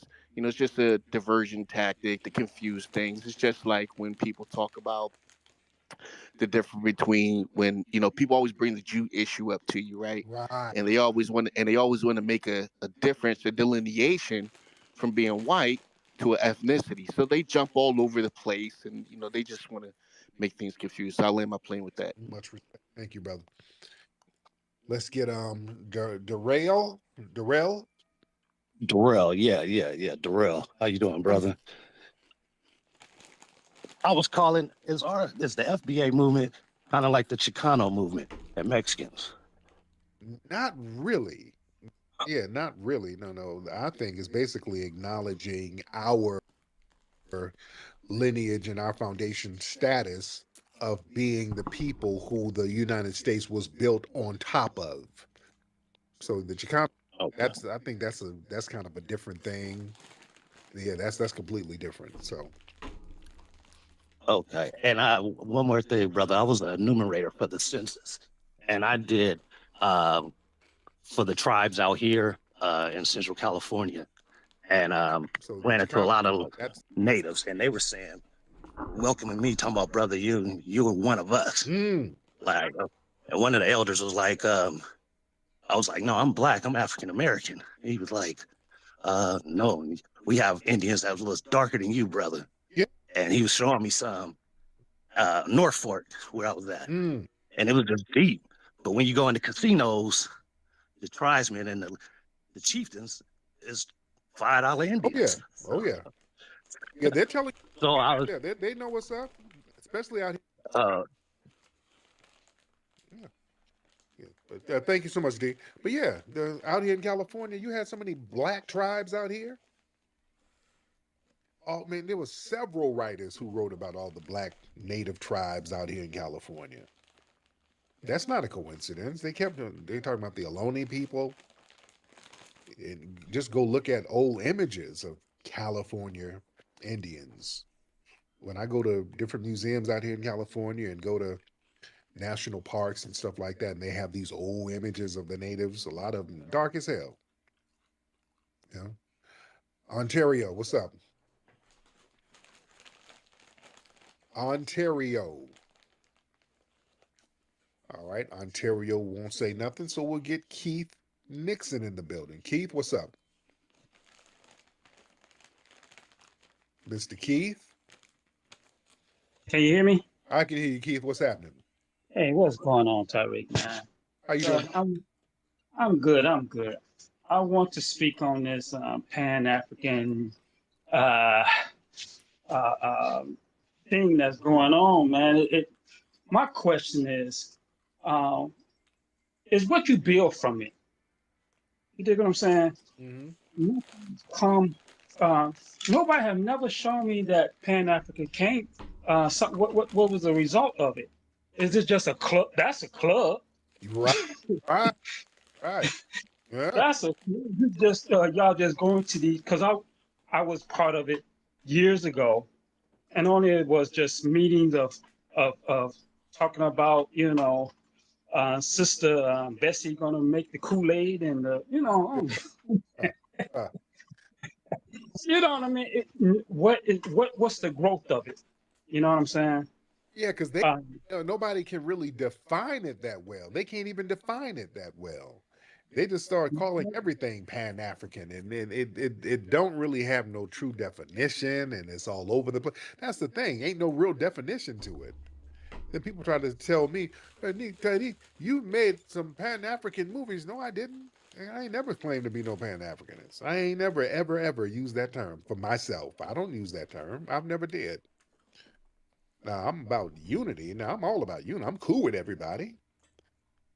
That's just what it is. I don't have no problem with everybody. If you're a person who's deeply melanated with woolly hair like me, I'm going to show you respect off the rip until you show me otherwise. I want to make sure everybody's good, unity. That ain't me trying to be under the Pan African banner. We can respect each other's lineages. When I go to Jamaica, I respect their Jamaican lineage. I respect Haitian lineage. I did a movie about the Haitian history. That's how much respect I have for it. I didn't try to Pan Africanize them. Respect their history. Everybody has their own unique history. We can respect it all and still have unity. I like to use the Crips and Bloods for an example. When we had the LA riots out here, the LA uprisings, the Crips and Bloods put them differences aside, joined forces, unified. Wasn't no pan gang. Nobody started to claim one big gang. No, they unified under their respective gangs and sets to go against the oppressive system. That's just unity. That's what I'm about. But with the right people. I'm not trying to be. So Kwame, so Pan Africanism is a club. Is that true?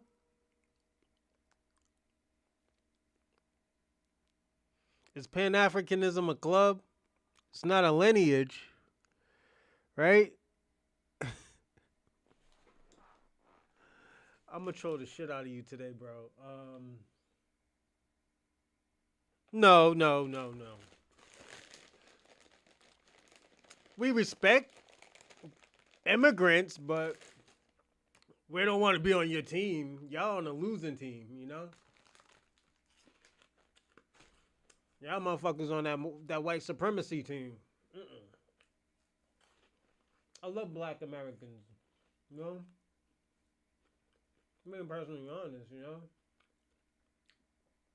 It's a club, nigga. Unified to a fault, you know. That might be my next topic question. What was this? Let me see. Let's get Gamma. Let's get Brother Gamma in here. That's Mr. a club Gamma. Kwame. And Dark Knight, I was going to bring you up. All right. Let's get a few people in here. Let's get Dark Knight. Oh, hold on. What's up, Gamma? Hey, what's up, Tariq? Just a question. I know the brother, I think it's Arthur W. He's with everything that went on with the interrogations and the translations trying to give brothers and sisters this, does that open the app for us to create our own Freedmen tribe? They've got a history of this gang. Okay, yeah, it's hard. To be honest, I can't understand what you're saying, brother. I'm gonna get you back on. Yeah, it was your phone connection was extremely janky. It was going in and out, so I couldn't really understand what you were saying. But I try to get you back on in a minute. Let's get Kwame, that DEI was for your peoples, not black Americans. We couldn't even gain a decent amount of resources on it, so yeah. See, Kwame, you gotta come up with different talking points, bro. You're becoming a lame now. I need you to. This is what I need you to do by tomorrow. All right. I need you to have different talking points. Put it this way: I will spare you if you have a different talking point for Tariq Nasheed. If you even have just an inch of plain fucking stupid, oh yeah, bring me on there. Just make sure I don't listen. Leem. Let's get Leem in here. Leem, hop on in. Yeah, hello. What's up, Leem? Yo, hey, I had a question. I remember a story that you mentioned a while ago about a woman who was in a town and the whole town um was in like some kind of a catastrophic event and the whole town is like no longer here. Yeah, that was Julia Brown down in Julia Brown down in Frenier, Louisiana. Okay, I've been looking for that story for so long. So interested in that. But thank you. Yeah, it's deep. Yes, indeed. Yeah, look that up. There's a real Julia Brown. Julia Brown down in Frenier, Louisiana. It's right outside New Orleans. Yeah, the sister. That's why I tell you that majority shit is real. Y'all better not play with it.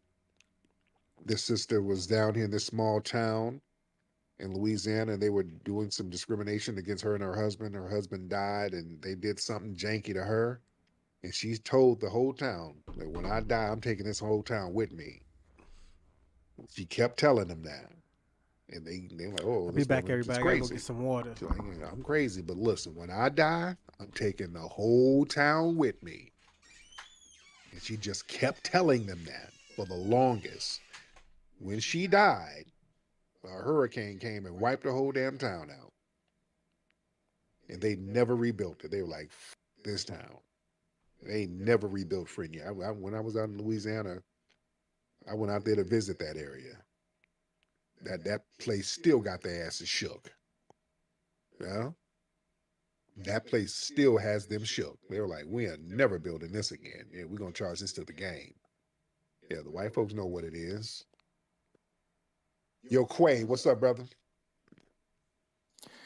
Yo, Tariq, how you doing, man? I'm good. Quay, what's going on with you, brother? Yeah. So I'm African. I'm a Khan to be specific. I wanna get your perspective on a few things, if that's okay. That's fine.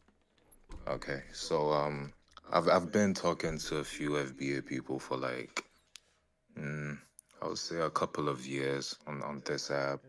I talk to Professor Allen and Wani kind of regularly, so they know me.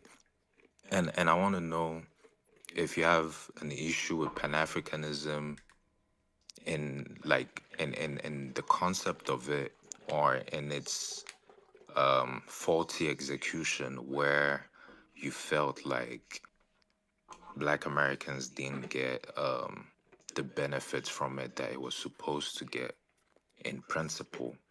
So is it more of an issue with the idea of Pan Africanism, or is it a problem with the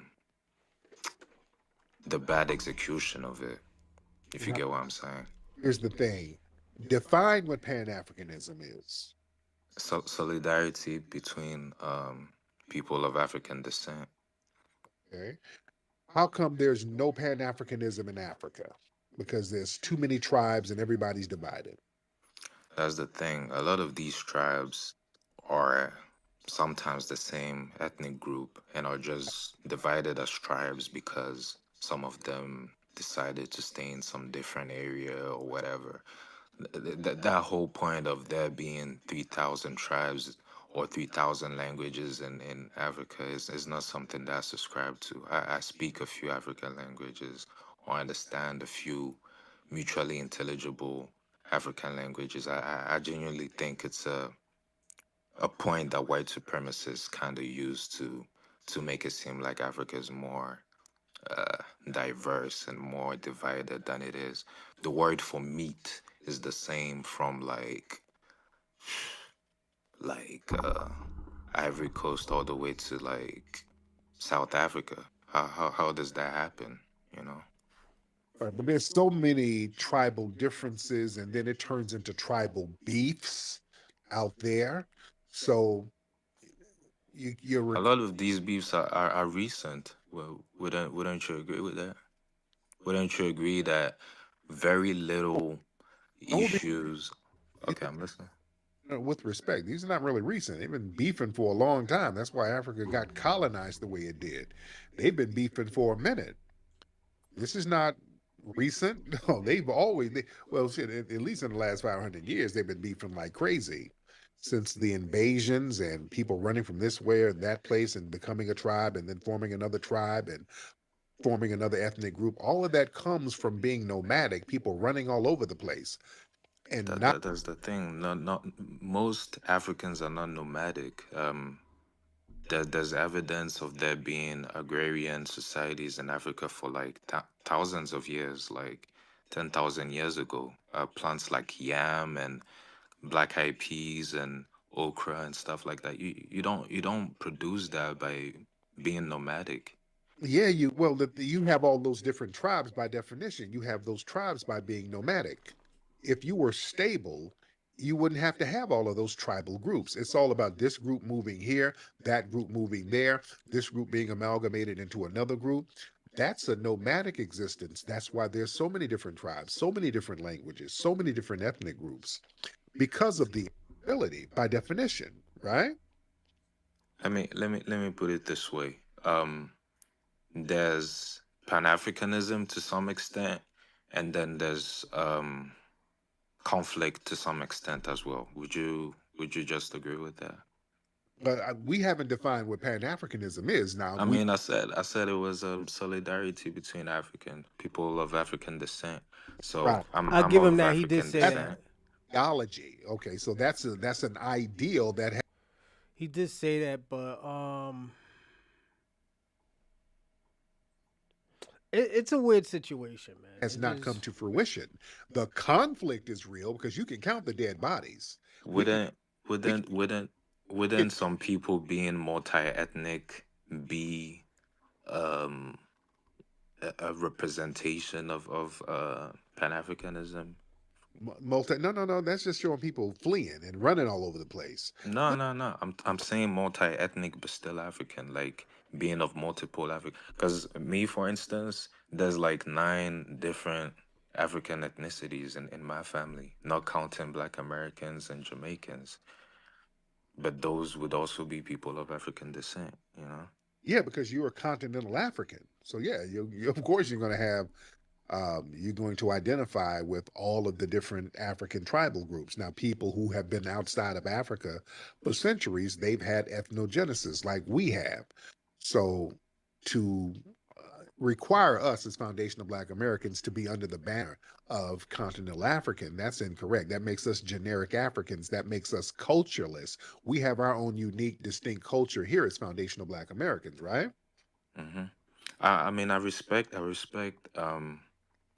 that Black Americans have their own distinct culture, but I don't think that, uh, um, let's say, a Black American saying that he's of African descent um, erases all his culture. I think Black Americans have a lot of culture, if anything. Yeah, you can. But I don't think that Right. I anybody's right in saying that. This guy is right, but I don't think he's getting the point that what Black Americans are doing. It's not Black Americans saying that we don't have African DNA. We're saying that we had an ethnogenesis. We're more than just African. That's all Tariq Nasheed has been saying for probably a year. We are more than African. We have we had we had a mutation genetic. So we're not like just Africans. Black Americans don't have their own distinct culture. They're just one ethnicity among others, you know? right. Yeah. Okay, hold on. Let me get Great Black Shark in here. Great Black Shark, hop on, brother. Salute to you, black man. Can you hear me okay, Yes, brother? I can. How are you? Great. I'm doing grand, fam. I hope I was well over there with you and yours. Respectfully to the brother Quay, I'm going to bring up some things that I hope that you really consider here when it comes to the idea of selling Pan-Africanism to foundational Black American freedmen. Now, one of the things that we must do if we present any ideology or concept to people, we need to have proof of concept policy or in practice that it works. Right. Now, a great example of this in the modern era, because as Brother Tariq is saying, it's one thing for us to say, okay, we're unified, we're all together, we're all together. We need to talk about what are we together to do. Right. Being together and not producing anything is worthless. Now, I'm going to give some modern examples. I'm going to give you 2, Brother Quay, and we're talking respectfully here, all right? And you can respond when I'm finished. A great example of Pan-Africanism in the modern day to sell to foundational Black American freedmen would be if 2 things happen. Right now, if anybody knows the history of Zimbabwe on the continent of Africa, this nation was sanctioned because the people took back their country from the white supremacists. Now, if Pan-Africanism was to start and say, hey, this is why you should join this movement, Why is it that the other 53 nations over there out of the 54 don't tell the Western powers, say, okay, if you're going to sanction our sister nation Zimbabwe, you can't get any more resources from us anywhere on the continent until you lift those sanctions. And until you do, hey, we're not worried about what you're going to try to do to us. We're going to make sure our sister nation of Zimbabwe is good. We don't see that because, unfortunately, a lot of the Pan-Africans and a lot of the leaders of those African nations, they fear white supremacy to the point that they don't want to risk opposing it. And then we can extrapolate this to Haiti, okay? If we're going to talk about Pan-Africanism, why is it that African nations don't say, you know what? We see our sister country over here in the Caribbean is doing bad. Let's help them out. Same thing. We're not going to give you any more resources until you lift the sanctions and all the economic hardship that you placed on Haiti. So what I'm saying to you, Brother Quay, if we're going to sell people on the idea of joining something, we need to have proof of concept policy. And the last point I want to make is this. When it comes to Pan-Africanism dealing directly with foundational Black Americans, a show of good faith will say, okay, we don't expect you to drop your cultural identity, but to show you that we really want you, brothers and sisters, to be a part of this movement, we're going to advocate for things that we see you're fighting for here. Let's advocate for you to get your reparations without trying to be a part of it. And let's advocate for you to get an anti-Black hate crime bill. So those are the points I want you to consider. And with that said, I'll land. Thank you so much. Great. Go ahead, Quay. Yeah. All right. I appreciate the question. The question. Sorry, my French accent popping out. Here's the thing. I don't think that in what you said you have an issue with the ideology in itself. You have an issue with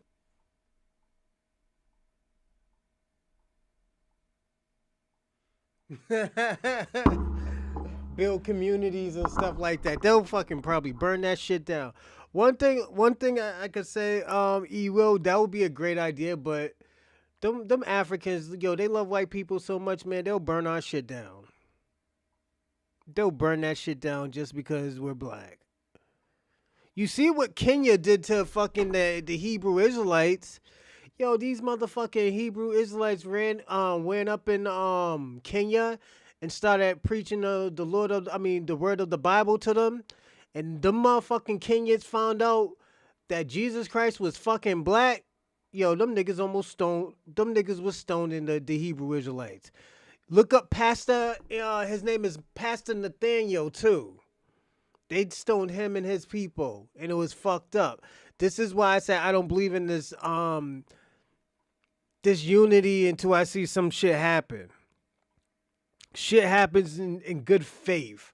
Not just, because, them niggas want something. I would be down for Pan-Africanism if they actually built something over there. Yeah, I know, me too. But, I can't support nothing they didn't do. They didn't do anything, So you're right about that, E-Will. how it's been executed. Again, that was my main question. This nigga Kwame. I think the things that you mentioned. This nigga Kwame will tell you that them niggas gave us Kwanzaa. That mostly things that African nations don't do anything about because they don't control what they eat.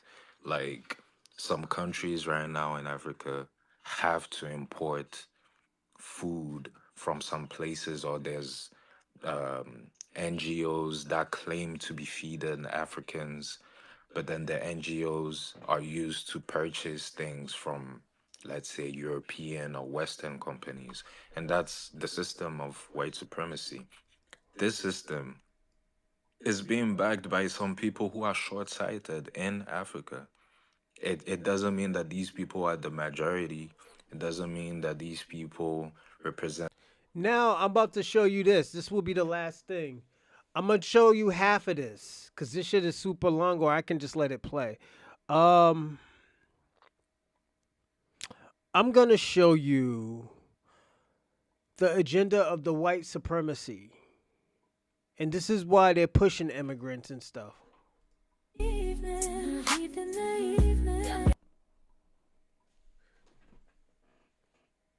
121 West Jefferson Boulevard in Los Angeles. Our museum 24-hour 2.0, right? No, we ain't gonna watch So this. they got Don Lemon 2.0. Okay. All right, now let's. You know what I like to do, family. You know what? I'm gonna land here, and actually, I'm gonna do a podcast tomorrow. I'm gonna do another podcast later on, probably tonight or tomorrow. Before I go, actually, no. I'm just gonna land here, and we'll do something tomorrow. We're gonna have a little light show tonight, just to get back into the rhythm. I'm gonna say this. We are actually gonna have to watch out. This is what I'm gonna have to say. We're gonna have to watch out what's going on with these people now. I'm starting to see now, and the thing about it, I gotta apologize to some of y'all. When y'all was saying, I was saying, yes, some of these people are our friends, and y'all was like, no, these people aren't my friends. So thank y'all for that, and I apologize because most of these people are not our friends. They're just trying to benefit off of things. You know, everybody got their hand out for something, but don't want to give anything. You know, and it's gonna be It's gonna be hard. It might be hard for some of these people to delineate, but y'all gonna have to do that shit yourself. Y'all gonna have to survive on your own now. Y'all can't survive from Black Americans' cultures no more. So now when these things come out, it's time for y'all to actually start doing work. You know, so yeah, better get it from the mud, man. It's time now. It's time for y'all niggas to get it from the mud now. But I want to give a shout out to Ewell, Kwame, Jeff. Who else? Yeah, y'all three right now. And this isn't gonna be up. We had a late show today because we didn't really do no 2-3 hours. 3-4 hours like we usually do. But this is good for now. I want to thank y'all again, and I appreciate y'all for watching my show as always. I'll see you tomorrow or later on, and y'all have a great afternoon.